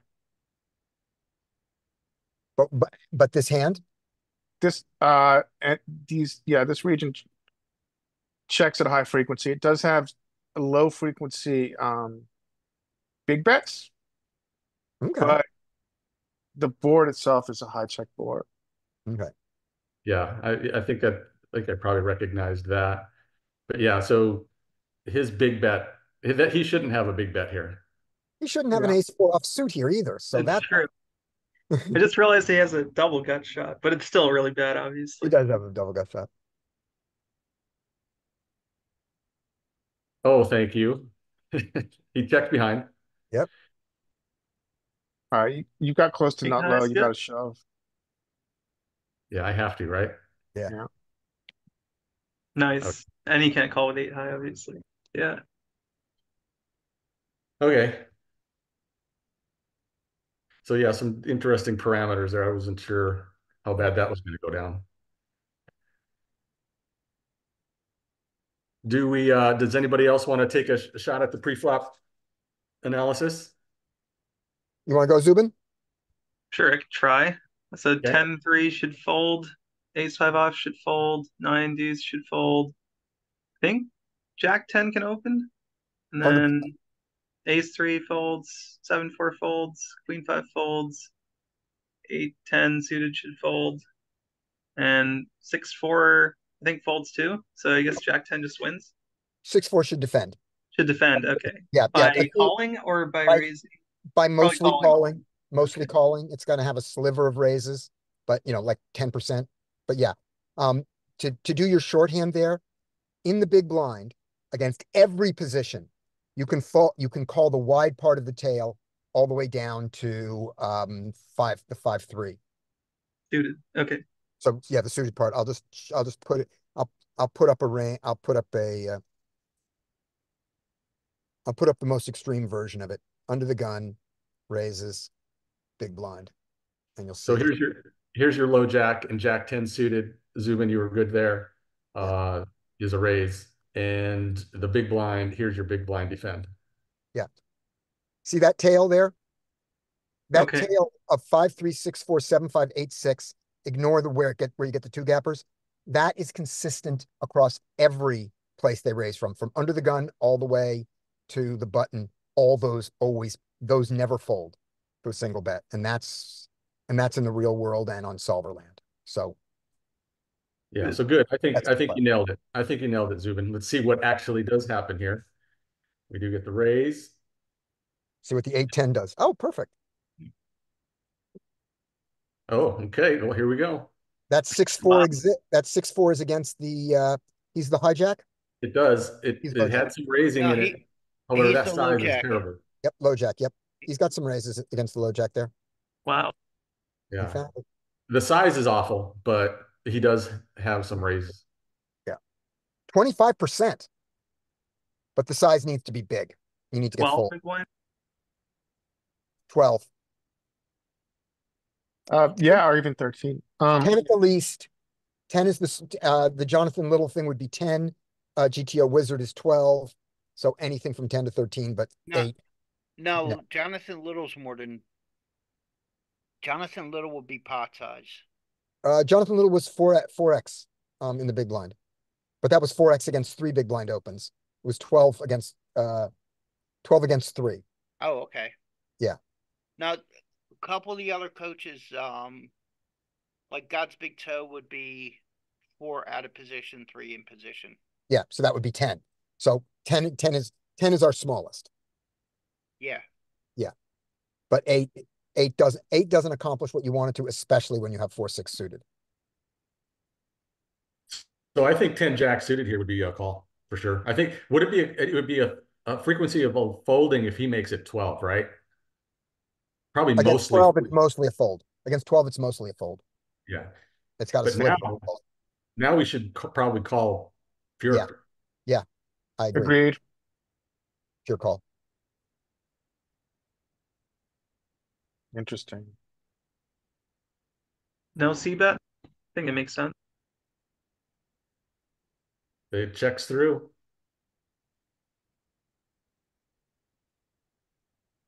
So this 7, I think, is important. Well, it brings in 2 flush draws, but he doesn't really have 7s in his. He blocks 6-7, so I guess it kind of Yeah. makes sense to use a good blocker. I don't know if that Maybe matters. maybe out of position likes it because it reduces the frequency of sets. The board has also become extra dynamic against him. A jack turns his hand into a bluff on the river. Properly sticky. Well, you got not low, buddy. What are you gonna do? Yeah, not low. He's got it. I guess he's got a 6. Yeah, sorry. He can beat ace king and ace queen if they check behind. You value bet 10 jack? If you do, you do it half pot. You're trying to get called by some shit. Seems thin, right? Yeah, it's thin. This Trying seems to very get called thin to by me. tens. Trying to get called by 10s and 9s and 8s, which he can have. You block Okay. 10s. You Now, get called. I think I might go for it for half pot. Seems like a nice half pot bet. So I mean, so what are you targeting? Are you targeting 9s and 10s? 9s, 10s, 8s, ace 6. Like, against a solver, 10 jack might not have that much value, but against population, which tends to be loose passive and calls a bit too often, especially after the river and no flushes or straights hit, then they may even call down with pocket 4s. They might call They down could with, call with ace high. they might call down with ace king and ace queen. And if they're thinking ace king and ace queen without a club is better than ace king or ace queen with a club. Yeah, I think the most likely hero calls are from ace king. Yeah, Mhm. right. Then, But he- can we argue then we can deviate from our philosophy of don't go smaller than half? Can you ever just do like a third? I I'm not comfortable taking that life choice. It might induce bluffs that we have to fold to, right? Yeah, Yeah, and also, I mean, it's risk reward, right? So But, all right, yes, it can induce bluffs. But again, if we're making an exploit, because population is loose passive, does it induce a bluff from that player type? not very often. One big blind might, but a third probably not. I'd still be comfortable betting 20 big blinds here Yeah, because, yeah. like I said, I've played enough of these games that I was shocked by what called me down. Mm. And we got to remember that we can't put our mindset onto the opponents Mm. because they have no rationale to their thinking. my only argument is that how often is a loose passive player 3-betting in the big blind when they can just That call cuts and see a flop? that limits their loose passivism Well, ness. well, we can't see the HUDs because the HUD stats are kind of graded out and hidden. That's our first hand with him. Yeah, I mean, I don't know if I mean, of course, everybody gets 3-bets from the big blind. I'm just curious how much 9s and 10s are 3-bets from the big blind for a loose passive player. His They're not line went check, bet, check. Can you conceive somebody doing that with pocket 10s, pocket 9s maybe? I can see it. Mhm.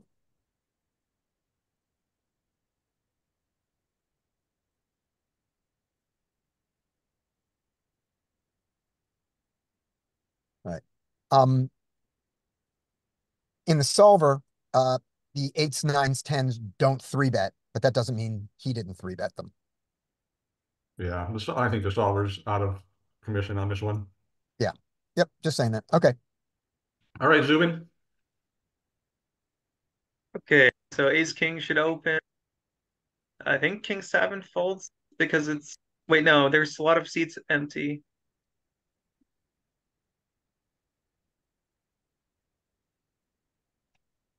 Okay, so that's hijack opening the ace king, That is Low jack. low jack opening low with a jack. post.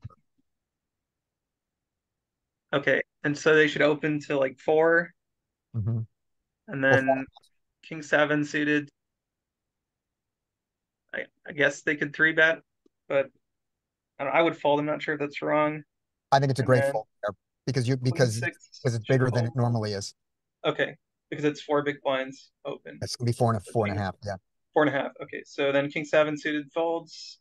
Queen six off folds. Eights.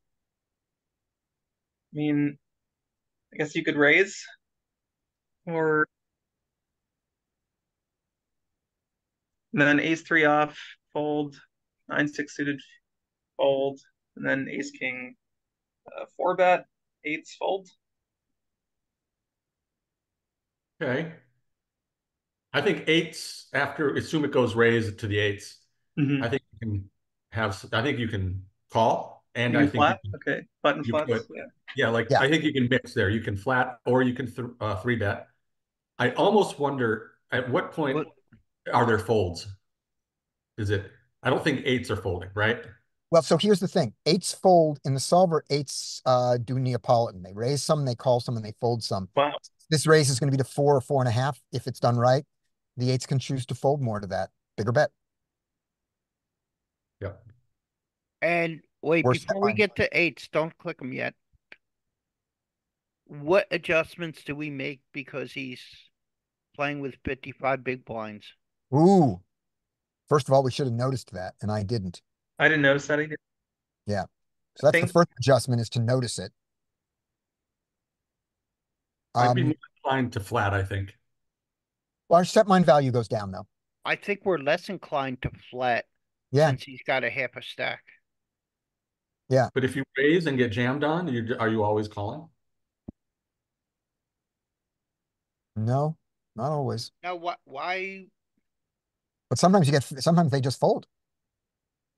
I guess we're not into that territory where you have to call, right?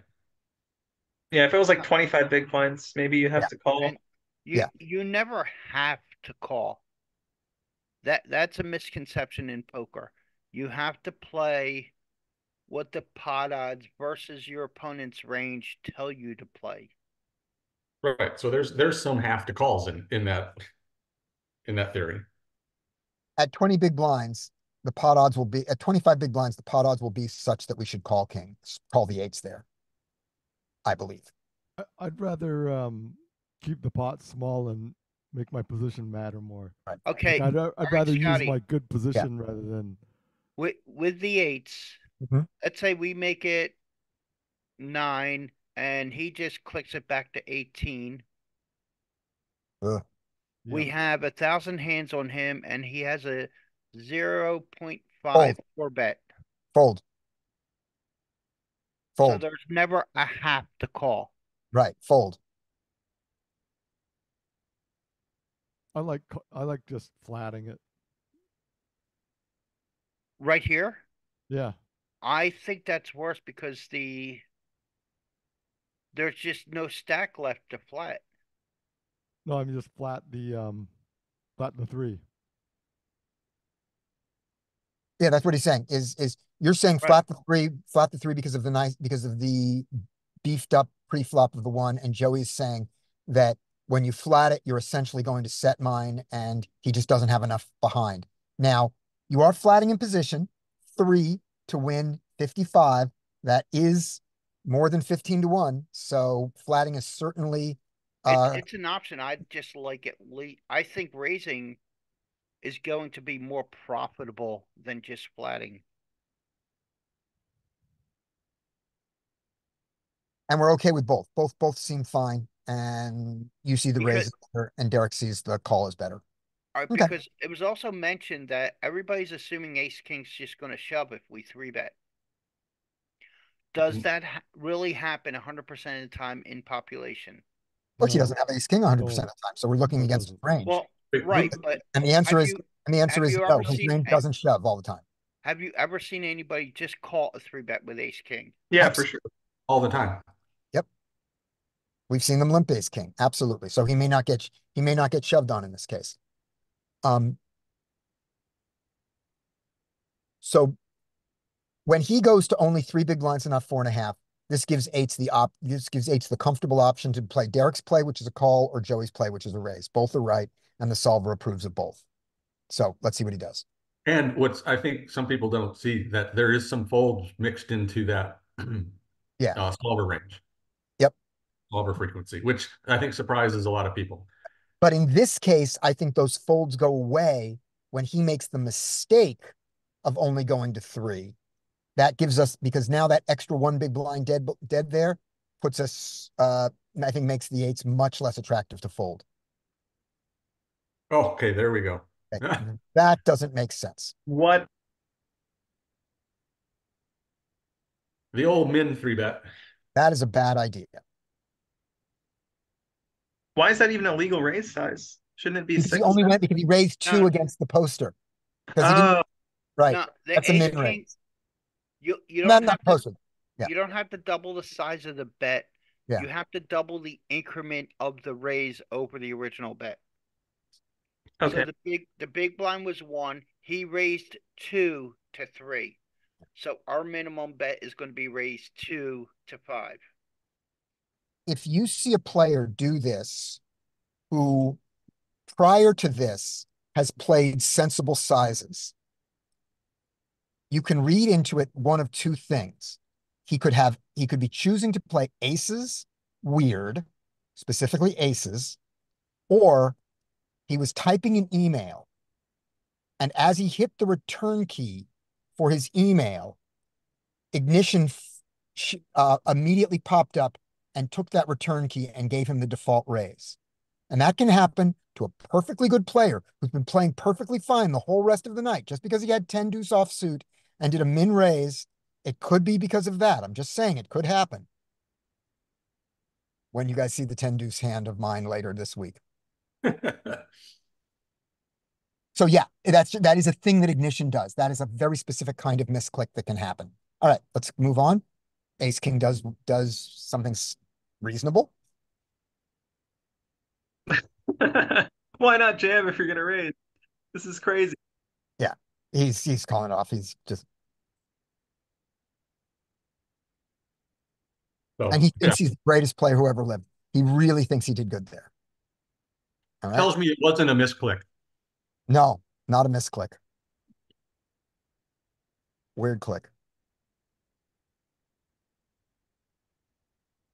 Are these the same guys, or are we bouncing from table to table? Well, it's filtered, so Oh, it's filtered. Okay, go on.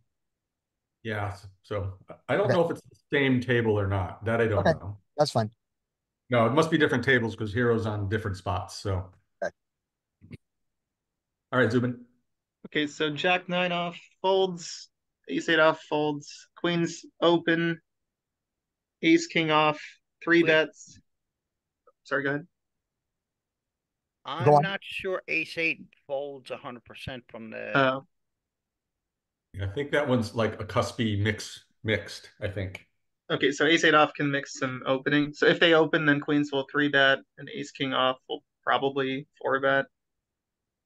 If Ace 8 off doesn't open, then Queens will open, and Ace King off will raise, and then the blinds will both fold regardless. Right. And if you care, in GTO Wizard, ace 8 is a pure fold there. In the cutoff, it's a pure raise, and on the cutoff, it's a pure raise. Hijack, it's a pure fold. I thought it had a little bit. Not in the current Wizard. Not in the current Wizard at NL 50, at 100. It might do it. It might do it in a different rake structure, and it might do it 6-handed, not 9-handed. I'll take a look at that while you're going on. So go on. I'll just look And up. interestingly, so let's say the Queens open and the Ace King 3 bets, and blinds fold. The queens and the ace king are both a little bit deeper than 100 big blinds. So I'm guessing the queens can four bet a bit larger because of that. Um, let's say the opens 2.5, the three bets. What is it supposed to be 10 from the button? I No, don't know. 7.5, 7.5 in position. So 7.5 in position. And as Larry discovered, being in 150 big blinds deep, it's 8 in wizard. okay. Oh. So he does increase the size a little bit. Okay, so 8 for ace king off, and then blinds fold, and queens can maybe also four bet a bit bigger because they're deep stacked. I don't know what the normal four bet sizing would Yeah, be. I think the more dramatic effect of pre-flop action is in the four bet sizing at deeper stacks. It's Okay. usually a little bit. It's usually less than 3x though. Yeah. 2.3x in Okay. position, 2.7x ish out of position. That And kind queens are out of position here, so they should go to like 22 big blinds, something like that. Maybe a What bit did more. you have ace king? 8 doing? big blinds. 8? Yeah. Yeah. I And think then I think it's going to approach 3x when we get to 150 to 200 big blinds. It's still going to get close to 3x, like even bigger than 2.7. Okay, so maybe 23 big blinds for queens. Then the ace king, I guess, because they're so deep stacked, is more incentivized to flat the four bet than five bet. I'm not sure if that's true. All right, let's take a look. Let's see what we got. That's all good questions because playing 150 big blinds deep is, well, now we have a change in everything. But we can look at, we can investigate. 5 big blind open. Now everything, yeah, now all the charts that we're talking about are useless. Yeah. and this 5 big blind open is absolutely hand strength driven, in general from our opponents and certainly from this opponent. We like the size from Sure. button. Sure. Yeah, Say- good question. I don't think I'm ever going smaller, that's for sure. Great. You didn't get 4 bet. That's great. That's what you wanted to see. You wanted to see a fold and you wanted to score a king. You want to see a flop like that. That's what you want to see. It should be a check, bet small, call. Yep. Bet 10-ish. I like it. Yep. Right? You. Ew. So Do much. you keep betting on the spade? If you do it small. I think you could check behind without a spade. Yeah. And then call a river bet. And hope it's not a spade. Ooh, Oh, that is so good for you. that's a good card for both of them, right? Because the queens are thinking that it's less likely Yeah. that they have a king. And that's why it's so bad for the queens. That's Yeah. such a One good thing card. to think about in a three bet pot, I wonder here, guys, is it's true that we've got a card removal factor here. However, I think we also have to take into consideration how condensed the ranges are in this pre-flop Yeah. action. Yep. Okay, sizings. That's, Yeah, I Well, mean, who's it on? so Did queens check yet? yep, Yep. they checked. Yep. Because I think the queens can block bet here too. They could. Block bet and then fold to raise, right? yeah, I would have liked to block bet here. That would make sense. Yeah, about 15. I think it's a. And I I would think it would have go. worked. I So think he's the flop would have capped, worked. and I would go like a P75. I think.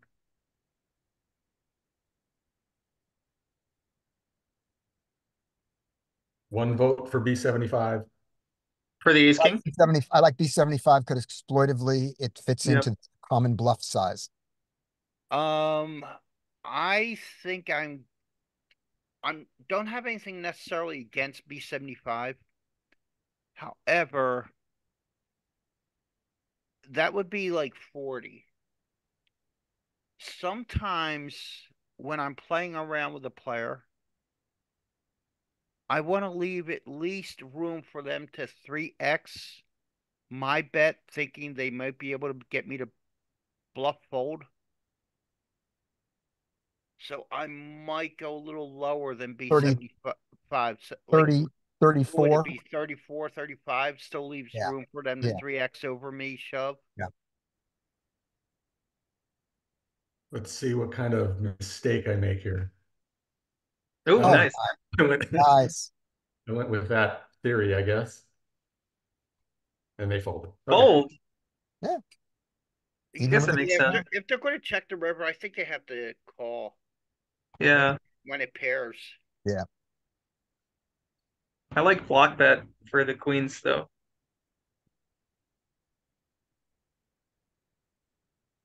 Yeah, If the make it queen- like If the 15. queen's bet 15, what are we doing with ace king? I Calling. think just calling. Yeah, that's why it's such a good block bet. I don't think we I raise don't it. know. I don't. Yeah, I guess I'm swayed by the cards, but I think I might. I'm so high up. I guess he's checked twice on a flush turn. I mean, I know you can, but I'm just saying. No, but He can imagine have jacks. he has the suited. flush. He's going for the check raise on the turn against your Right, three but- betting range, and then he doesn't Right? get I'm it. just saying. I'm not saying he can't check twice, but he Right. did, and that's going to sway me towards less flushes. Right. And flush, does a flush really bet 15 there on the Well, river very often? Does a flush block bet? I'm not saying you can't. I'm not saying you don't put the nuts, pocket threes into that sizing, but people don't do it very often. So maybe exploitatively you can raise that.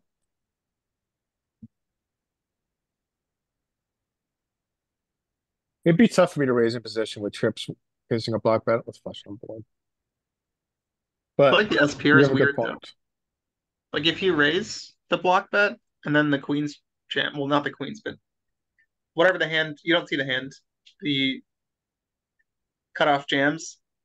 I feel like it's a really tough spot for ace king, but How maybe small are here's- you raising the block bet? Are we raising the block bet to a number? Well, it's a let's weird just, if he spot. block bets, it's going to be maybe somewhere around 15. We're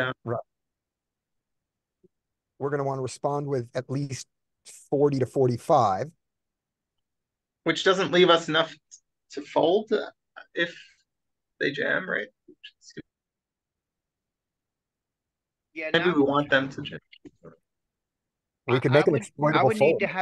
I would need to have better reads to fold trips to that price at the end. Okay, so against block bet, we're raise calling ace king.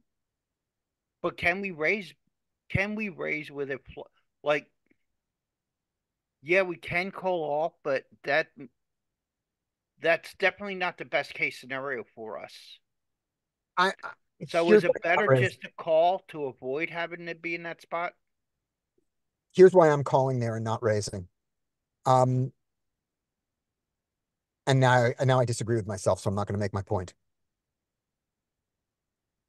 No, say the point, because it might trigger some thoughts in my head too. Okay. The point was, and remember, this is wrong. So don't tell me, Scotty, that's wrong. I know it's wrong. When he bets the river into that board, that is a polarized bet. Don't anybody say anything. And there's no reason to respond to a polarized bet with a raise unless you have the nuts, because they're folding all the weak stuff anyway. So you don't make any more money, but you lose money to their best stuff. Now, of course, that's wrong. A block bet is not a polarized bet. But I thought that any bet on that board was highly polarized. And that's nonsense.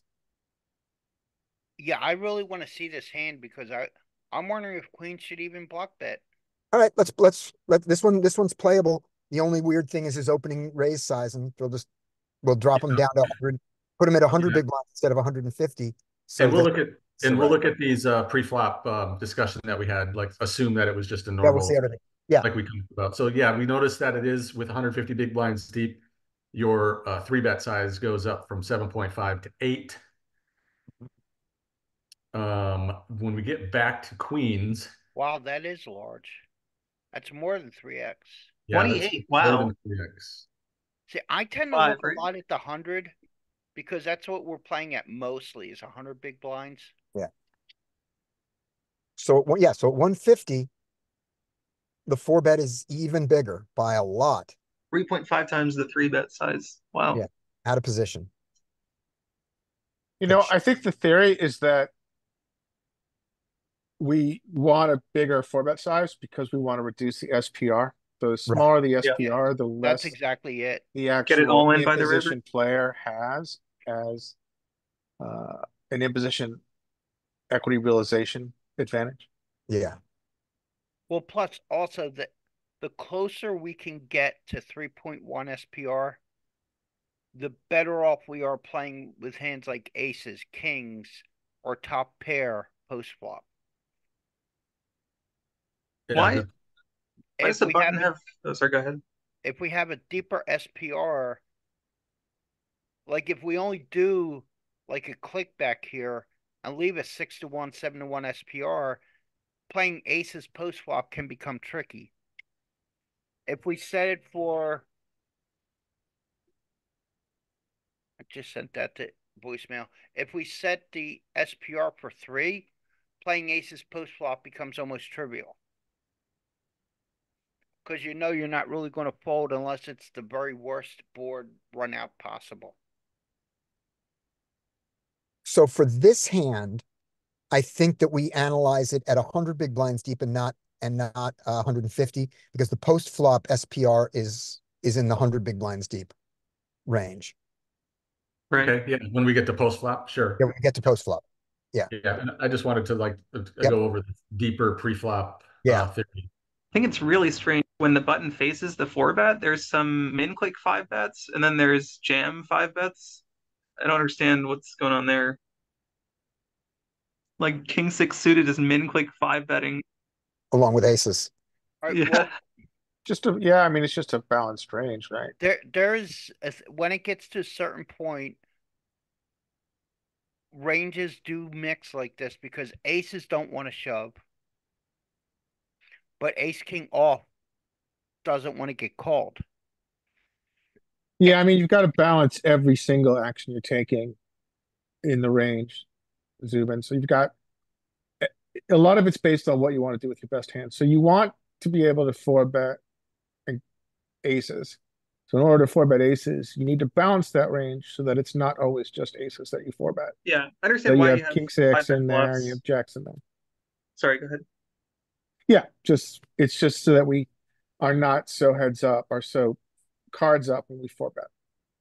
Makes sense. You have to have 5-bet bluffs. I'm just talking about the split sizing here. Some are all in, some are min Okay, clicks. I see your point. Sorry. Yeah, Yeah. I mean, yeah, I think it's for the same reason that we have split sizing. Yeah. And I think that the split sizing, I think, is driven purely by the fact that you don't want to jam your aces. And with that SPR, ace king off is better off shoving than. Mike, are you sure you want to be on 50 big blinds stacks? Oh, no, I don't. I want to be. Oh, can we do? I think we can do 150. Yeah, We get one a day, we man. don't- Get one a day. Oh, The reason okay. we don't want to do 150 though is because the SPR is correct for 100, not for 150 now, because of the opening to 5. That's right. Yeah. All right, so we got the raise, we got the 3-bet, we got the call. Does he ever just call with queens? No, Oh, he doesn't call it No. jacks either. That Pure sucks. raise with queens. yeah, So that maybe- configuration is super loose, right?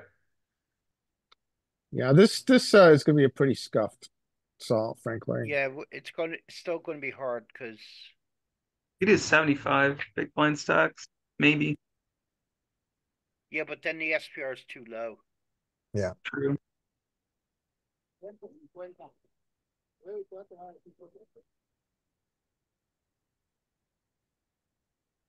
Yeah, almost range, right? Range and small. Makes Yeah. sense, king high.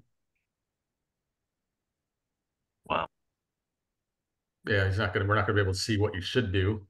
No, you're right. Well, he's got tens. Best Tens, we can give him is tens. tens the equivalent of queens, and that's not going to play the same, but we'll see if there's a block bet. Oh, it can't be. We've got a jack. I don't think it's going to block bet tens Nope. with a jack. No chance. Life is over as we know it. Yeah. Should we continue with the ace king? Yeah. Scotty, if you feel life is over, I mean, we can do a custom solve. I don't want you to have to go there. Oh, good. Okay, thank you. It likes to check more often when you have the ace of spades. Hmm. Which did And we? it So doesn't mind, I guess it just doesn't need the additional protection as much. and it doesn't mind, and it's happy with a 50% bet, but nothing bit, but not bigger. But however, how's our stack to pot ratio here? Is it similar? It's about 2 to 2 to 1. 1 there. Did he check? Yeah, Yep. you check. It's pretty similar. No, it's No, I about guess it's Three not. to one. it's closer to 3 to 1 in here. All right, so It should still work. what ace king is mixing, right? Yeah, ace king is mixing across. What's our across particular combo? It is not a spade. It is hearts, clubs. Our club. But and it bets more without a spade. Yep. Yeah, if you have a spade, it checks more. If you don't have a spade, it bets more often. So we Check. can agree that's because when we're blocking the not flush at all, we just don't benefit from equity denial as much. Hmm.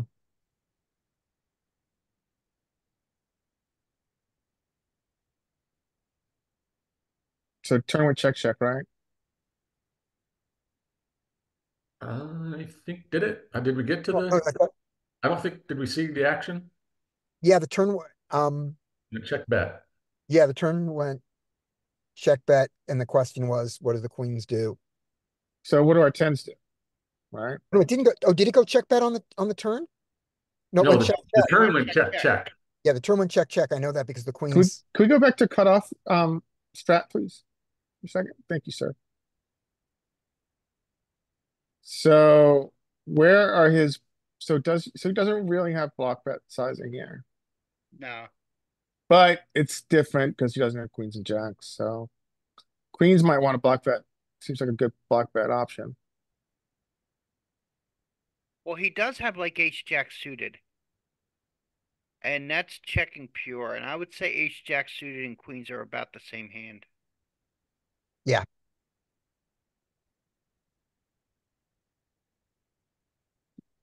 What's king six want to do? Well, king six two pair, so that doesn't help me. Okay. Yeah, Well, king six is king your vote. six is a full house.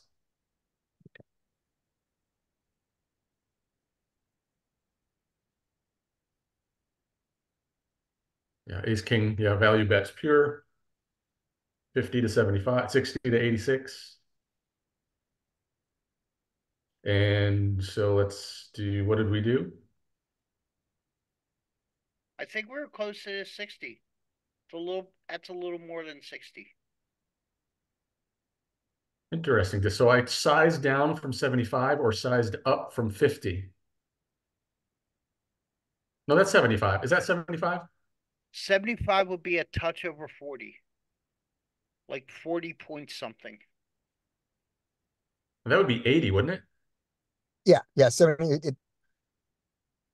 Yeah, you're right. With I'm the sorry. rate, that 51 is probably with that rate, that 51 is probably 50. So 75 is 37.5. Yeah, you're right.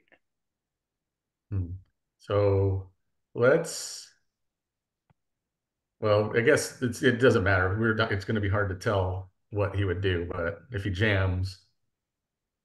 Actually, no, the rate brings it down even more than that.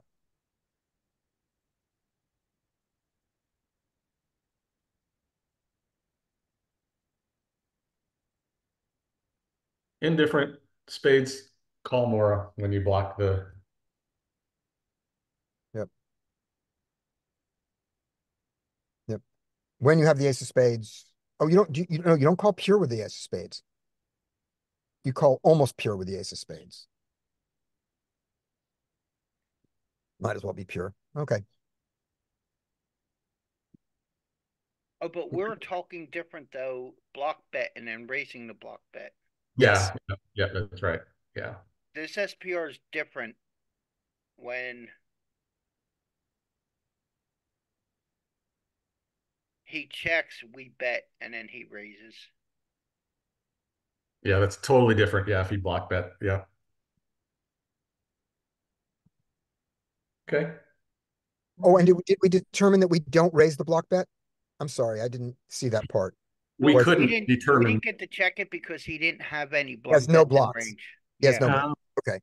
All right. Good enough. All right. That's 35 minutes for Zubin, Larry, or Scotty? You're Or up, I'll say, Larry. Derek? yeah, okay. So, broken stack. I think we can open this. I'm not sure. I mean, I don't. Who the fuck knows on a broken stack? Sorry, YouTube. But, um, yeah, I think we're going to see an open from UTG here. Keep going. Then he should take it.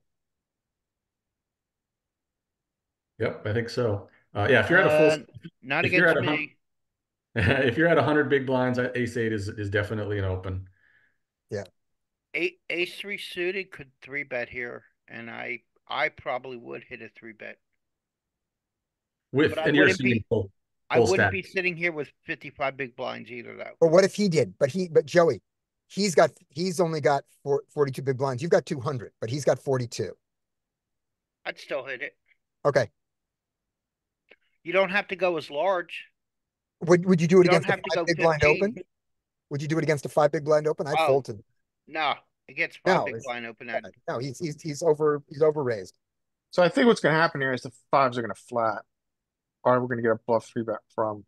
I think the 5 should fold. Fives are going to flat here. That's we know. Well, you know this is. Or we can do that.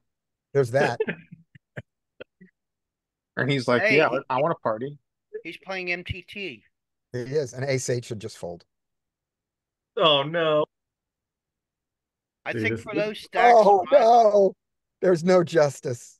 I think for those stacks, pocket fives do shove in the small blind there in an MTT. What Okay. was it? Well, doesn't matter. Okay, next hand, sir. Okay. Stand by. Okay. I jammed 8s in a situation similar to that last night, ran into 9s in an MTT. So king jack off is a mix here, I think. Depending on whose chart you're looking at. Pure and wizard. Pure and wizard, he's in the low jack. King 10 mixes. Yeah, okay. So king jack opens and 5-4 gets to defend. And defend by? You can mix in some spicy three bets, but mostly flat. You can 3-bet this, yeah. I think Joey's got- 5-4 probably has like one of the higher frequency three bets of the suited connectors, does it? I think It it does. depends on his charts No. you've learned. Not from the big blind. I think it's still the big blind will have mixed three bets, but in the big blind, I think it prefers calling with the suited connecting stuff. Yeah, Worth they're noting. all in the 25, they're all in the 12.5 to 25% range, and they wiggle around depending on the opening position, but you don't need to learn those wiggles. Oh, 6-5. 6-5 is the bigger. Yeah, but that's still not much.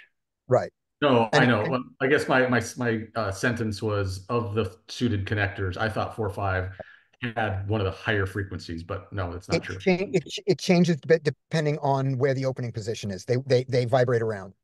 Gotcha. 5-4, I think if I remember correctly, 5-4 maybe against low jack -1 is more often than the other ones, but Ooh, not important to know, and I don't know it. this might be a dunk bleed. Okay. Possibly, Um, maybe.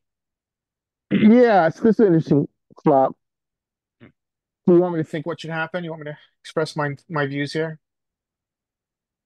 Yeah. Yeah.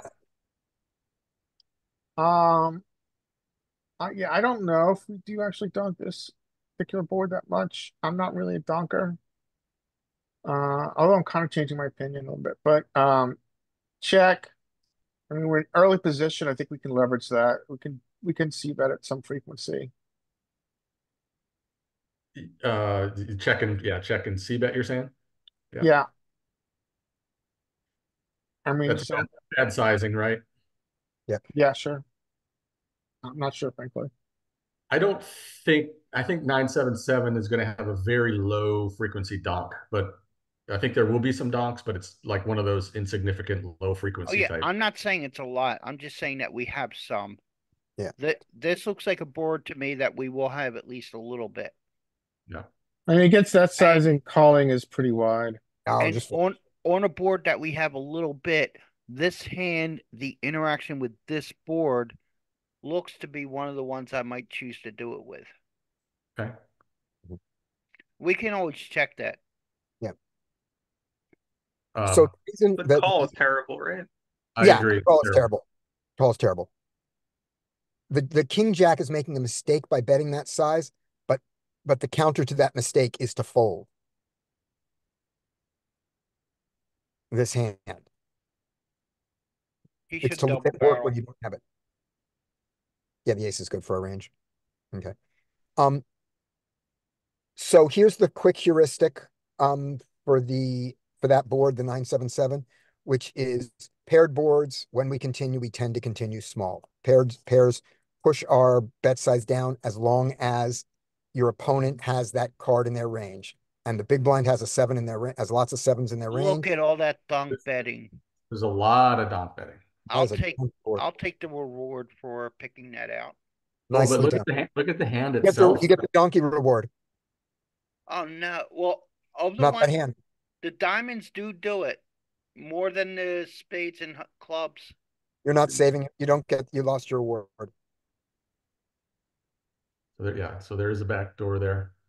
I'm curious what our sizing is supposed to be to a check. It's probably supposed to be small when we've It's got this much donking. It's Oh, yeah. small. I Has mean, to be. this is an indication of nut advantage to big blind. Yeah, yeah, we get a little bit, but There's a we little don't have bit. big sizing on this. There's nothing bigger than 50. I mean, there's any indication that we're going to have high check frequency, small bet frequency. It's when we see donks, which is indicating a nut advantage to out of position. I have a quick question about pre-flop. So King Jack opened to 3 big blinds, right?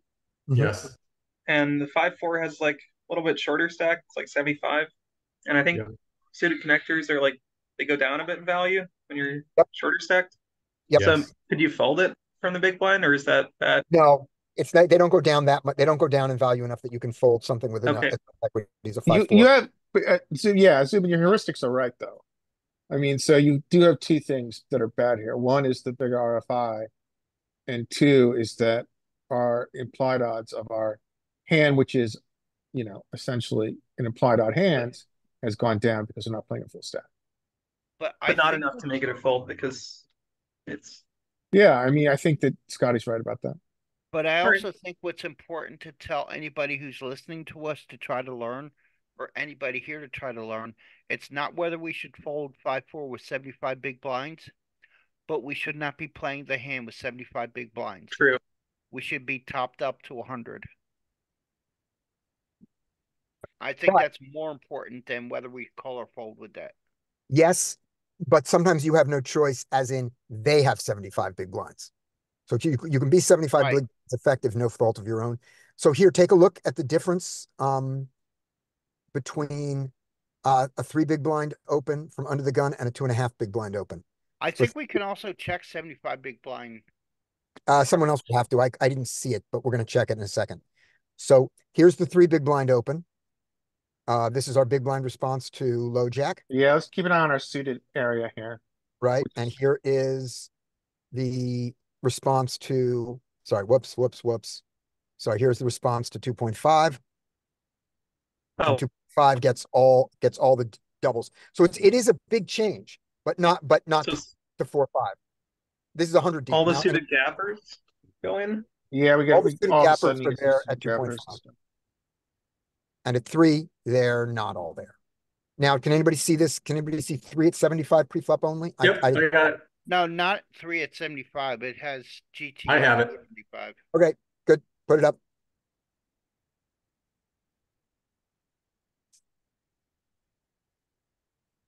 So that's 3x from the low jack. And 100? there's your big blind defend. But that's at 100. That's at 100. Oh, I thought I switched it. Let's see. Yep. 70. That works. Right. Yep. It's still a pure continue. Wow. Yeah, but Not here anymore. but the 4-3 drops out. Interesting. Yeah. But 5-4, 6-5, 7-6 are just too good because they make all, 4-3 doesn't make all the straights. They make all the straights, and all your two pairs are clean. You rarely, you're dominated much less than you are with the 9-8, 8-7. When you hit your straights, the 9-8, when it hits it straight, it hits it against 10 Jack Queen, which the Ace King dominates, and he has some King 9, things like that. So that So when 8-7 I'm dropping out ball, suited connectors, I should drop out the 9-8 suited and the 7-8 suited before or 5-4. before the, yeah. Okay. I believe DTO Wizard has it in the opposite, but all the other ones don't. All the other solvers that we've seen do that. And when you defend against really early, I'm not sure when you defend, when you in early position, when you're opening from, this is 9-handed, when you're opening from the 9th seat, the 8th seat, the 7th seat, you've got a frequency of raise on 7-6, 6-5, and 5-4 that you do not have on 9-8. 9-8's the last one to come in.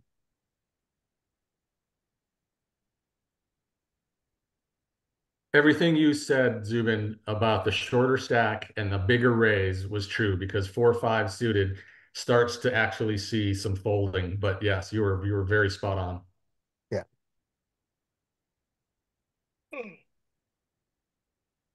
And I didn't realize that the 3 big blind open was enough to constrict that tail that much because I haven't been doing that. So that's a good thing to know.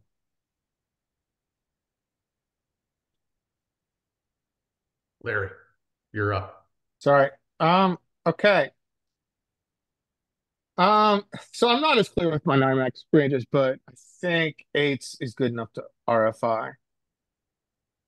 Yep, I think it mixes. I think It there's mixes. fold. It's a it's a very low mix. It's like 12.5%, but it's a mix. Okay. 3s fold. And also we've got a post up. So I'm going to choose to size up a little bit in UTG. I'm probably going to go like 3.5 here. And I'm going to play differently than you in this one. Okay. I'm going to look at my 8s and say that this is a low frequency raise. I see the poster. I'm early, and I go, now that I have to put in 4 big blinds, that's going to push me to fold it and skip this one. I could see that. Now, if I was in 1 seat later and the poster was under the gun and he checked, then that would push me up on the 8s for the argument that I made before that Joey didn't like. Yeah, so I would choose to play this. I think this is good enough to play. Okay. I'm just a little rapacious when it comes to dead money. Yes. And I just want an excuse to use the word rapacious. So Good. yeah, I would go to 3.5 here, and then I think I would raise and take it. Not 5 doesn't get to 4.5? play, 8-2 doesn't get to play. Just 3.5, not 4 or 4.5? Sorry? 3.5, not 4 or 4.5? I took it down because I'm in UTG. Okay. Good enough. You have a reason. So I'm Well. out of UTG. We're off the reservation. We are certainly off the reservation. Yeah, we're very much off the reservation. Yeah. What'd I miss? You missed a 7-6 flatting in second position against against an inflated raise because of a poster. All right. Flop away. Yeah, so this is I would check. He's making the right choice. So you misclick, accidentally called. What do you do here? With the ace-9? Yeah, You with bet. ace-9. You bet. Ace-9, I check back, I think. My feeling against UTG range, which went to 3.5 here, is that I love having an ace. The board does have a flush draw, but otherwise it's not really connected. I don't really want to grow the under the gun pockets. checks range here. He And does. so does the under the gun +2. Yeah, I should. I'm going to check a lot. Yeah, me too.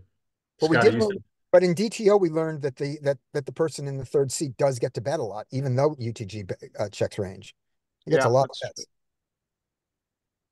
But anyway, this is what happened. Yeah, but it was never really much over 50%. Yeah. And if And we you are bet going small. to have a 50% range, I think our value does stop somewhere around ace 10. Okay. Was that 50% frequency or 50% sizing? Frequency. Sizing Frequency. is always a third. Okay, so Remember the DTO study? But I mean, if it is, this is either in or one pip outside. So Yeah. Scotty, don't ever think I'll DTO ever DTO would forget never have ace March 9 here. multi-way madness. No, exactly. I would never forget March. So yeah, so we got a bet. So eights are an interesting spot here. I think theory-wise, you are supposed to call a lot with the club, fold without. Against the sizing, I think I call. So multi-way, I think That you're does right. change it. Yeah. Heads up, A20 club is going to call probably like all the time to this size. But heads up here, and we're in the middle. Does that change your thought? That's a good point. Sandwiches are bad.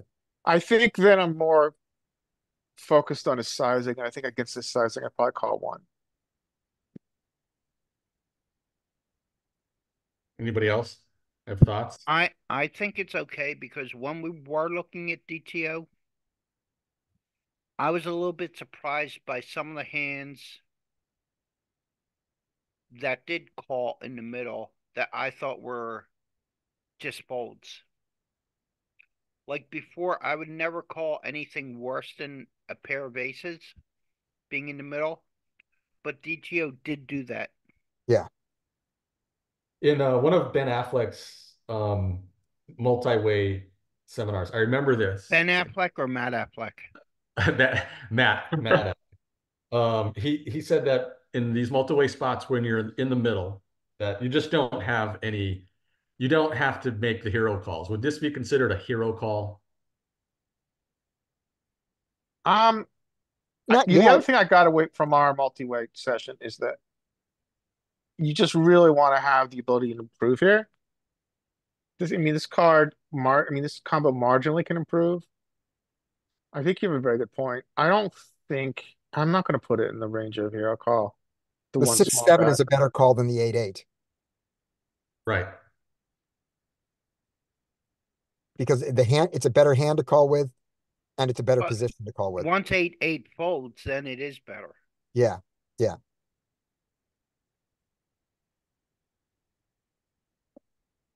Then that happened. So No, this is that's horrible. so then this is an interesting spot, right? Because he's got a cap range. He flatted free. Does he have better aces? Like, so Oh yeah. what's going through your head No here aces. if you are the imposition ace nine?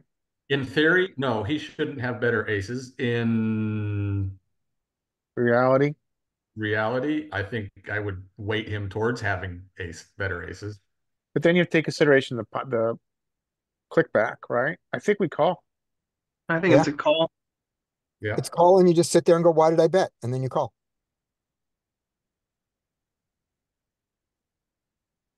That's no worse. Gross. You're already beaten by that hand, so call. Tough one. Everyone calls. I do. I think I might. Fold the river. I fold the river to I the. think I'm folding. Okay. He folded, Well- but The power of naked aggression. Yeah. That's exactly why I say 3-bet the hell out of your opponents. Well, you've got a good point. So this is it's an interesting spot. So let's pause for a second. Talk about the 3-bet the hell out of your opponents. So Zubin is playing on Ignition and is playing in the Zoom game. What are the stakes you're playing? I just play the lowest stakes, 2 Okay. cent, 5 cent. Okay, great. So here is my experience playing that, and also my logic understanding, which is the exploit that you can do in the Zoom game on Ignition, only on Ignition, is you can take almost every 3-bet that there is that's at a frequency more than 20% and do it at 100%. Because they have no way of knowing from hand to hand who it was who made that 3-bet. And they are incentivized to fold and get their next hand. This is the style that I played when I played at 2 cent, 5 cent, and 5 cent, 10 cent, and my graph was fabulous. My graph was way better than my graph is now, which is why I moved up, which is why where I started losing. So I believe that that is a useful exploit, and the logic of it says it also. Do you remember what your 3-bet frequency was? I don't know how to look it up again, but I do know that Poker Tracker specifically, when I ran the little analysis, said, "What the hell are you doing?" So you're probably at like It was 15%, probably at 14%. no. I was probably at 25, 20. Yeah, that's Because I said take everything that's 20 or more.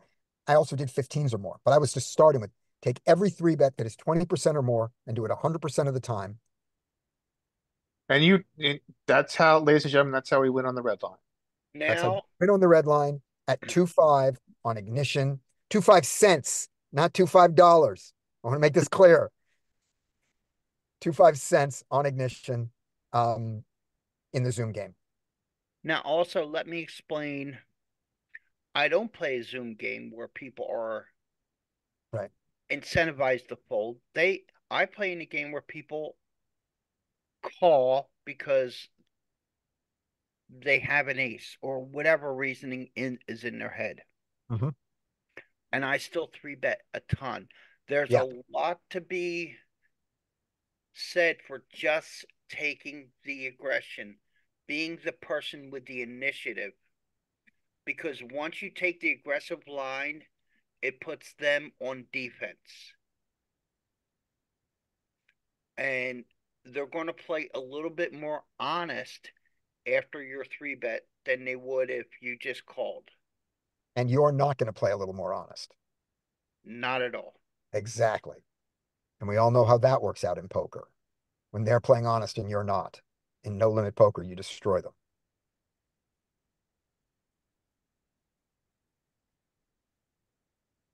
Well, that's good to know. I'll give that a try. I feel like I'm not very good at navigating post flop and 3-bet pots, but I'll try it. So two things will happen. One is Derek, learn to be better. Oh, I'm going to give it over to you and Joey in just a second. You'll learn to be better, and you're learning to be better with $5 buy-ins. That's why you're there. That's why you're at 2 cent True. 5 to learn. So this is great. Putting yourself in those uncomfortable positions is fabulous for that. And the other thing is, as you move up, if you start with this, it is so much easier as a player to go from a style of I know of 3-betting all these things to doing it less than to finding those 3-bets later. It's easier to train yourself from a over too many 3-bet style than the other way around. I say with my massive win rate of 0.5 big blinds per 100. I mean, it makes sense. Yeah. Okay. Yeah. Now, Joe, you were saying. Derek, if you're here, can you tell them about your recent experiment and your results? Oh, yeah, these guys basically put me into shape. I've been playing for about over 60 years, and I've improved more in the last few months than I have over 60 years. So when these guys say something, you should definitely follow it. Well, Zubin, what I to know. made him do is I told him for the next month you're not allowed to call a pre-flop bet. You either have to 3-bet or fold.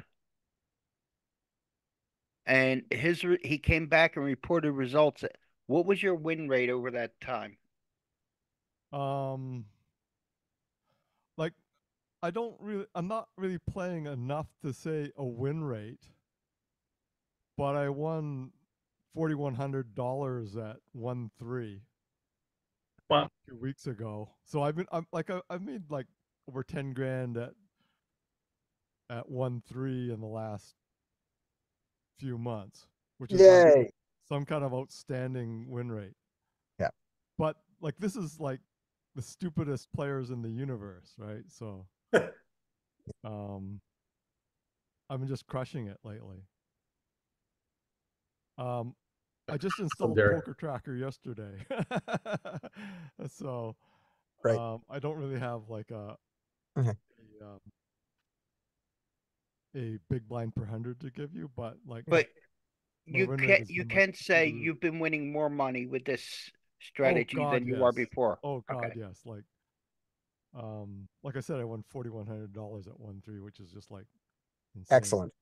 Now, one of the reasons might be because like I was playing when the eclipse was there, and there was like a million tourists, like literally a million tourists in a town of like 100,000. So like it was like tables of all tourists with like who were just So giving money away. so you have to tell me, did anybody, were you at the casino on Eclipse Day? Did people stay inside during the eclipse and play? Um, I was outside watching Oh, the eclipse, so I don't know, but I imagine. I don't all know. right, great. Like for me, watching the eclipse was more important than For sure. a few bucks. Larry, did Larry get to do 3 hands? He's still on the clock. Okay, Larry, you're up. All right. So we've got a very interesting pot here. So I think what's going to happen is Hero's going to open. Jacks are going to 3-bet. Ace Queen either 4-bets or folds. Called 4 or folds. Big blinds out.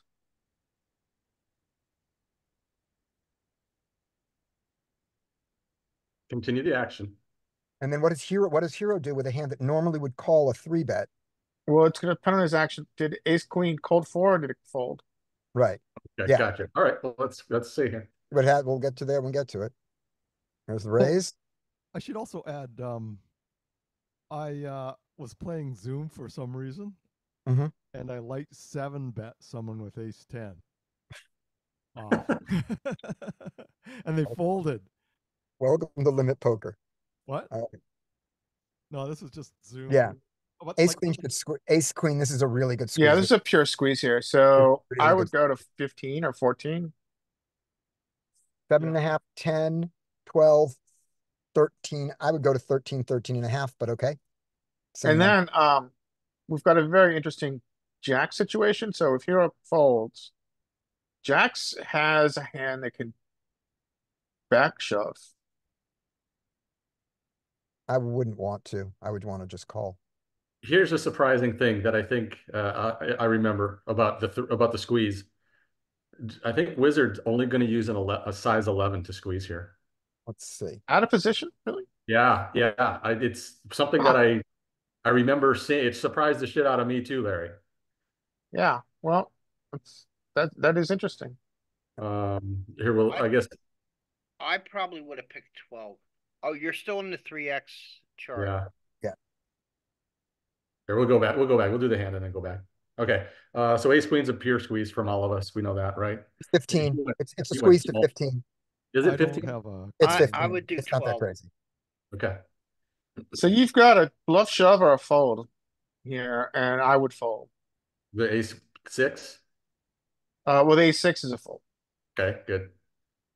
Yeah. I think your hand That's is suited. either. I think it's a fold, but I mean, you could bluff shove, but I would fold. You're going to be shocked with what the Wizard does with King 10 suited here. Okay, I like your play. I think you're Jack reacting to the small squeeze size. That is totally Wizard approved. Get in, Yeah. Mike. I use King 10 like I use Ace 5. That's nice. Yeah, and he doesn't use Ace 5 here, so this is good.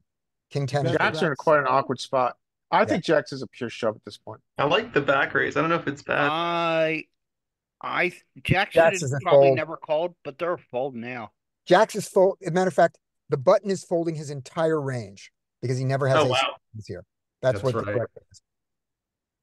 And your sizing exploitatively was a nice adjustment because he's supposed to go to 15 and you're supposed to go to 32. So he went to 10, right? Yeah, WP. You went to 22. So Ace great. Queen is a fold now. Oh yeah, Ace Queen was a bluff. when that happened. So this is an error. 22 and a half, like that tiny, tiny, tiny raise. Your I'll your never find that. your range is nutted up. Oh, so you're saying I have aces, I'm just gonna let you come in. Is that what you're saying? That's the claim you're making. Okay. You have aces, king, and with this size, you have aces, kings, ace, king suited, queens, tens, and then your bluffs, which are ace 10, king 10, and king jack, all of which block ace, king, and aces and kings. So you have to bet small with the 10 king because you always Because have. yeah, and then there are some shoves. Ace, king offsuit shoves, jacks shoves, and your bluff shove is ace, jack suited, and king, queen suited. Okay. This is the same That split makes sense. sizing we saw earlier, right? Yeah. Yep, that's not what you wanted to see. I don't know. That's Worse flop. yeah. There's definitely worse flops. Yeah. Yeah, I think you three bet. I think you see bet here a lot. I just Yeah. don't. I think you probably see bet like between 20 and 30%. I mean, you want to drive. Obviously, you want to drive folds. Plus in So live, I would probably size up a little bit. I'd if see bet if with this this hand was hand. played live, you would know that ace queen doesn't have a jack. There's no chance ace queen has a jack here. You know that. Because you see the button going, fuck. True. True. And he does. There's no way the button, it doesn't just look incredibly disgusted right now. Oh yeah, the button is saying. Yeah.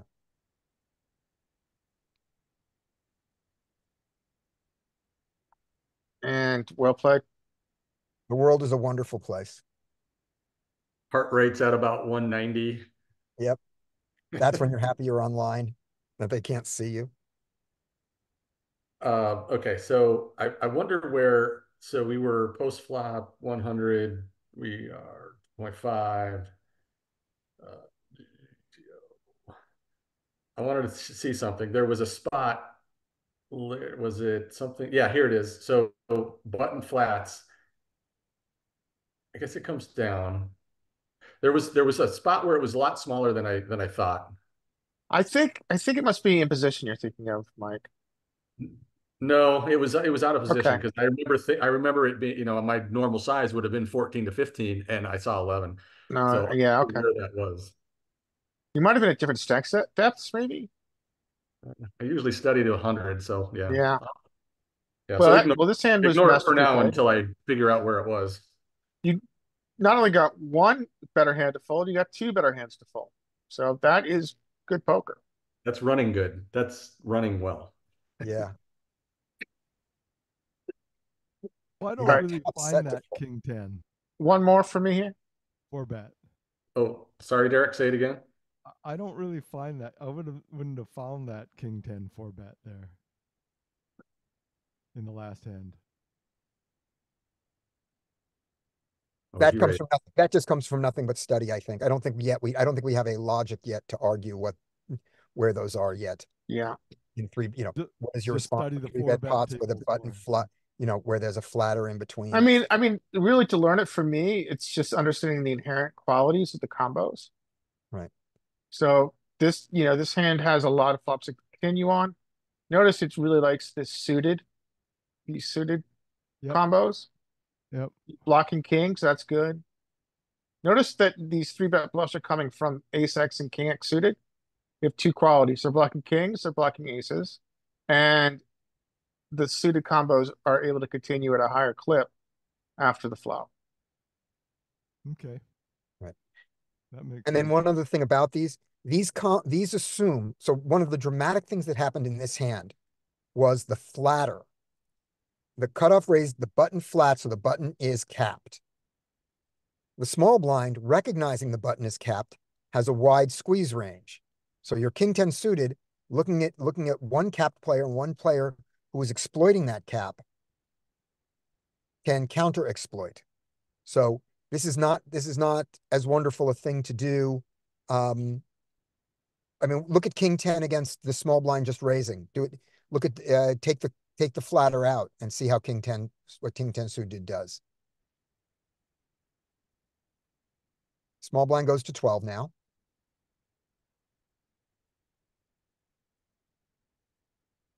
And we're back to the king 10 suited.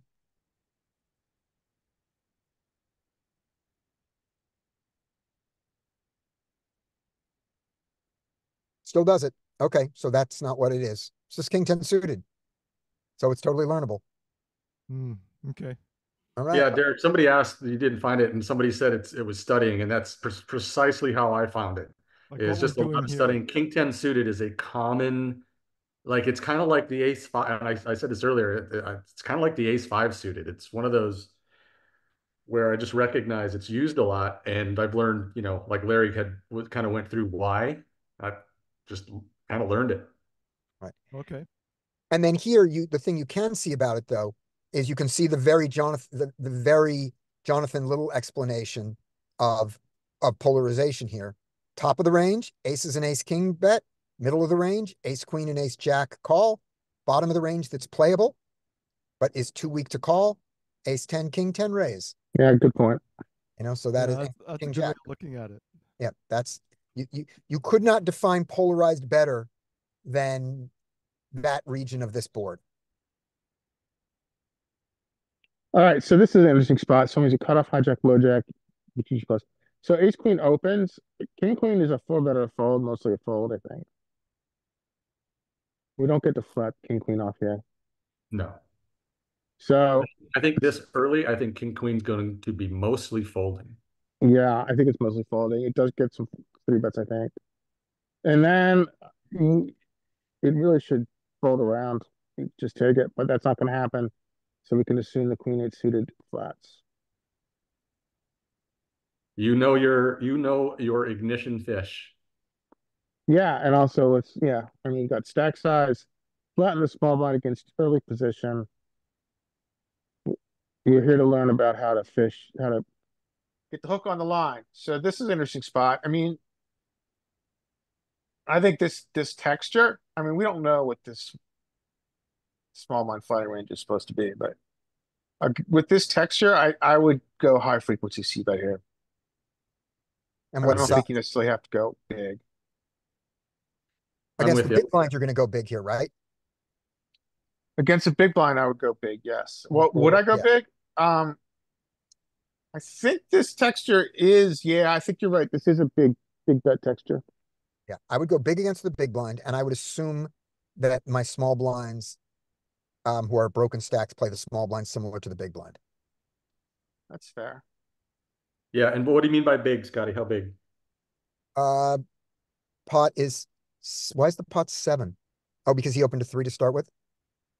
Yeah, he opened a 3 to start with. So, big is 4.5. So 75. Yeah, 66, 75.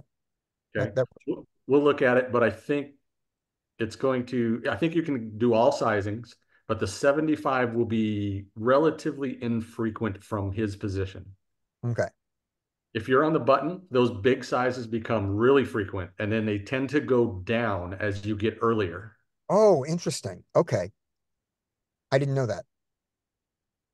Yeah, it's a neat You know the heuristic. mechanics behind that? I mean, I have noticed that, but I'm not sure why. Well, you got to figure the calling range is going to be much tighter when you're calling an early position race. Yeah, that's true. So you got two morally clearly defined ranges. Maybe also just early positions range is so much more condensed. And so his range advantage is just naturally greater.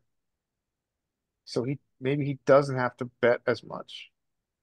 I'm with Scotty. I would tend to think that their range is going to be more big blind like when they have that stack size and make a flat Yeah. and a small blind.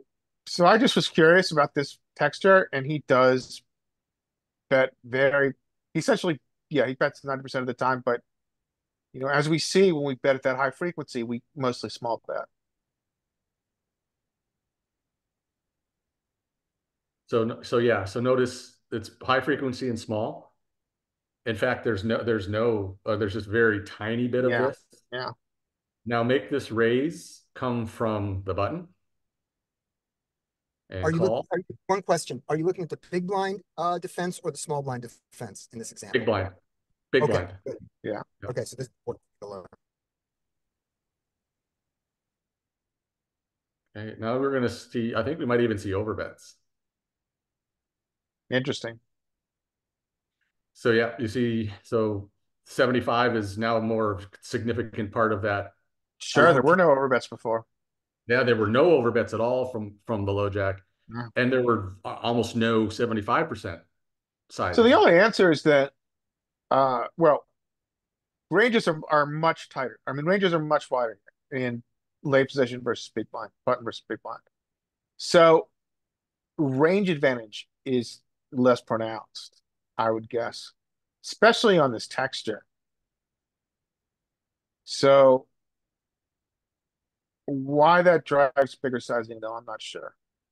And then if we did this through every position, if we went to the cutoff and did the same thing, and then the hijack, you would It would be notice pretty the big linear. bets. Yeah, the big bets start to go, like we saw, it'll disappear completely, but the frequency will go down, and so will the 75. So you're on big. So let's do something real quick here. So I'm looking at right now. I'm looking at UTG versus big blind with the same flop. So I'm gonna just put this just a quick heuristic. I'll put this in chat. But essentially, on this texture, imposition's equity advantage is ridiculous. It's 65%. So if you look at range versus range here, what is it?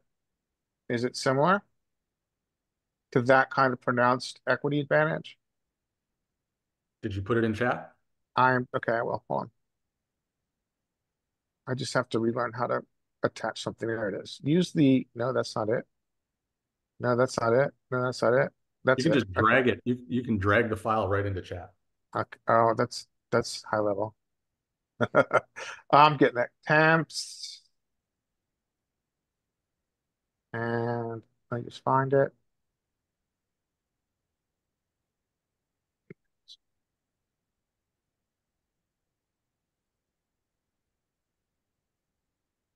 Okay, there we go. So that is UTG, the same flop, UTG versus big blind flat. And yeah, we're at 62-38. I mean, it's just ridiculous. So then let's look at range versus range here. Yeah, so it's gone down, which we expect, right? Because we've just got wider ranges we're dealing with. But those wider ranges are driving a much more polarized strategy.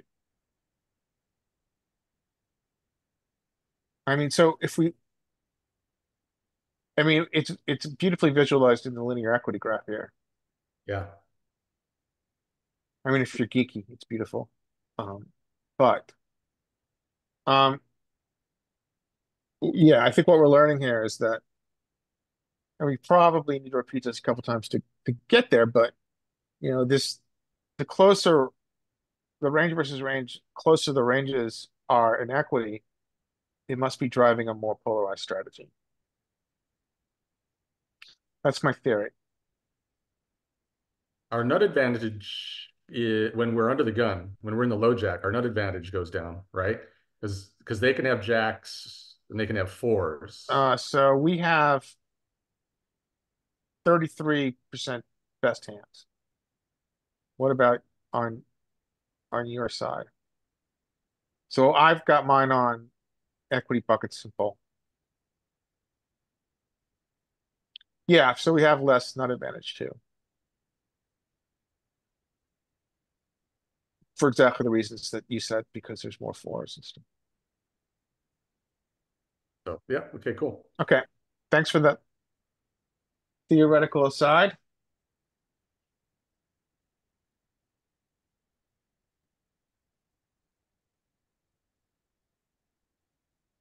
Everybody else went quiet. I think we lost them. I'm still here.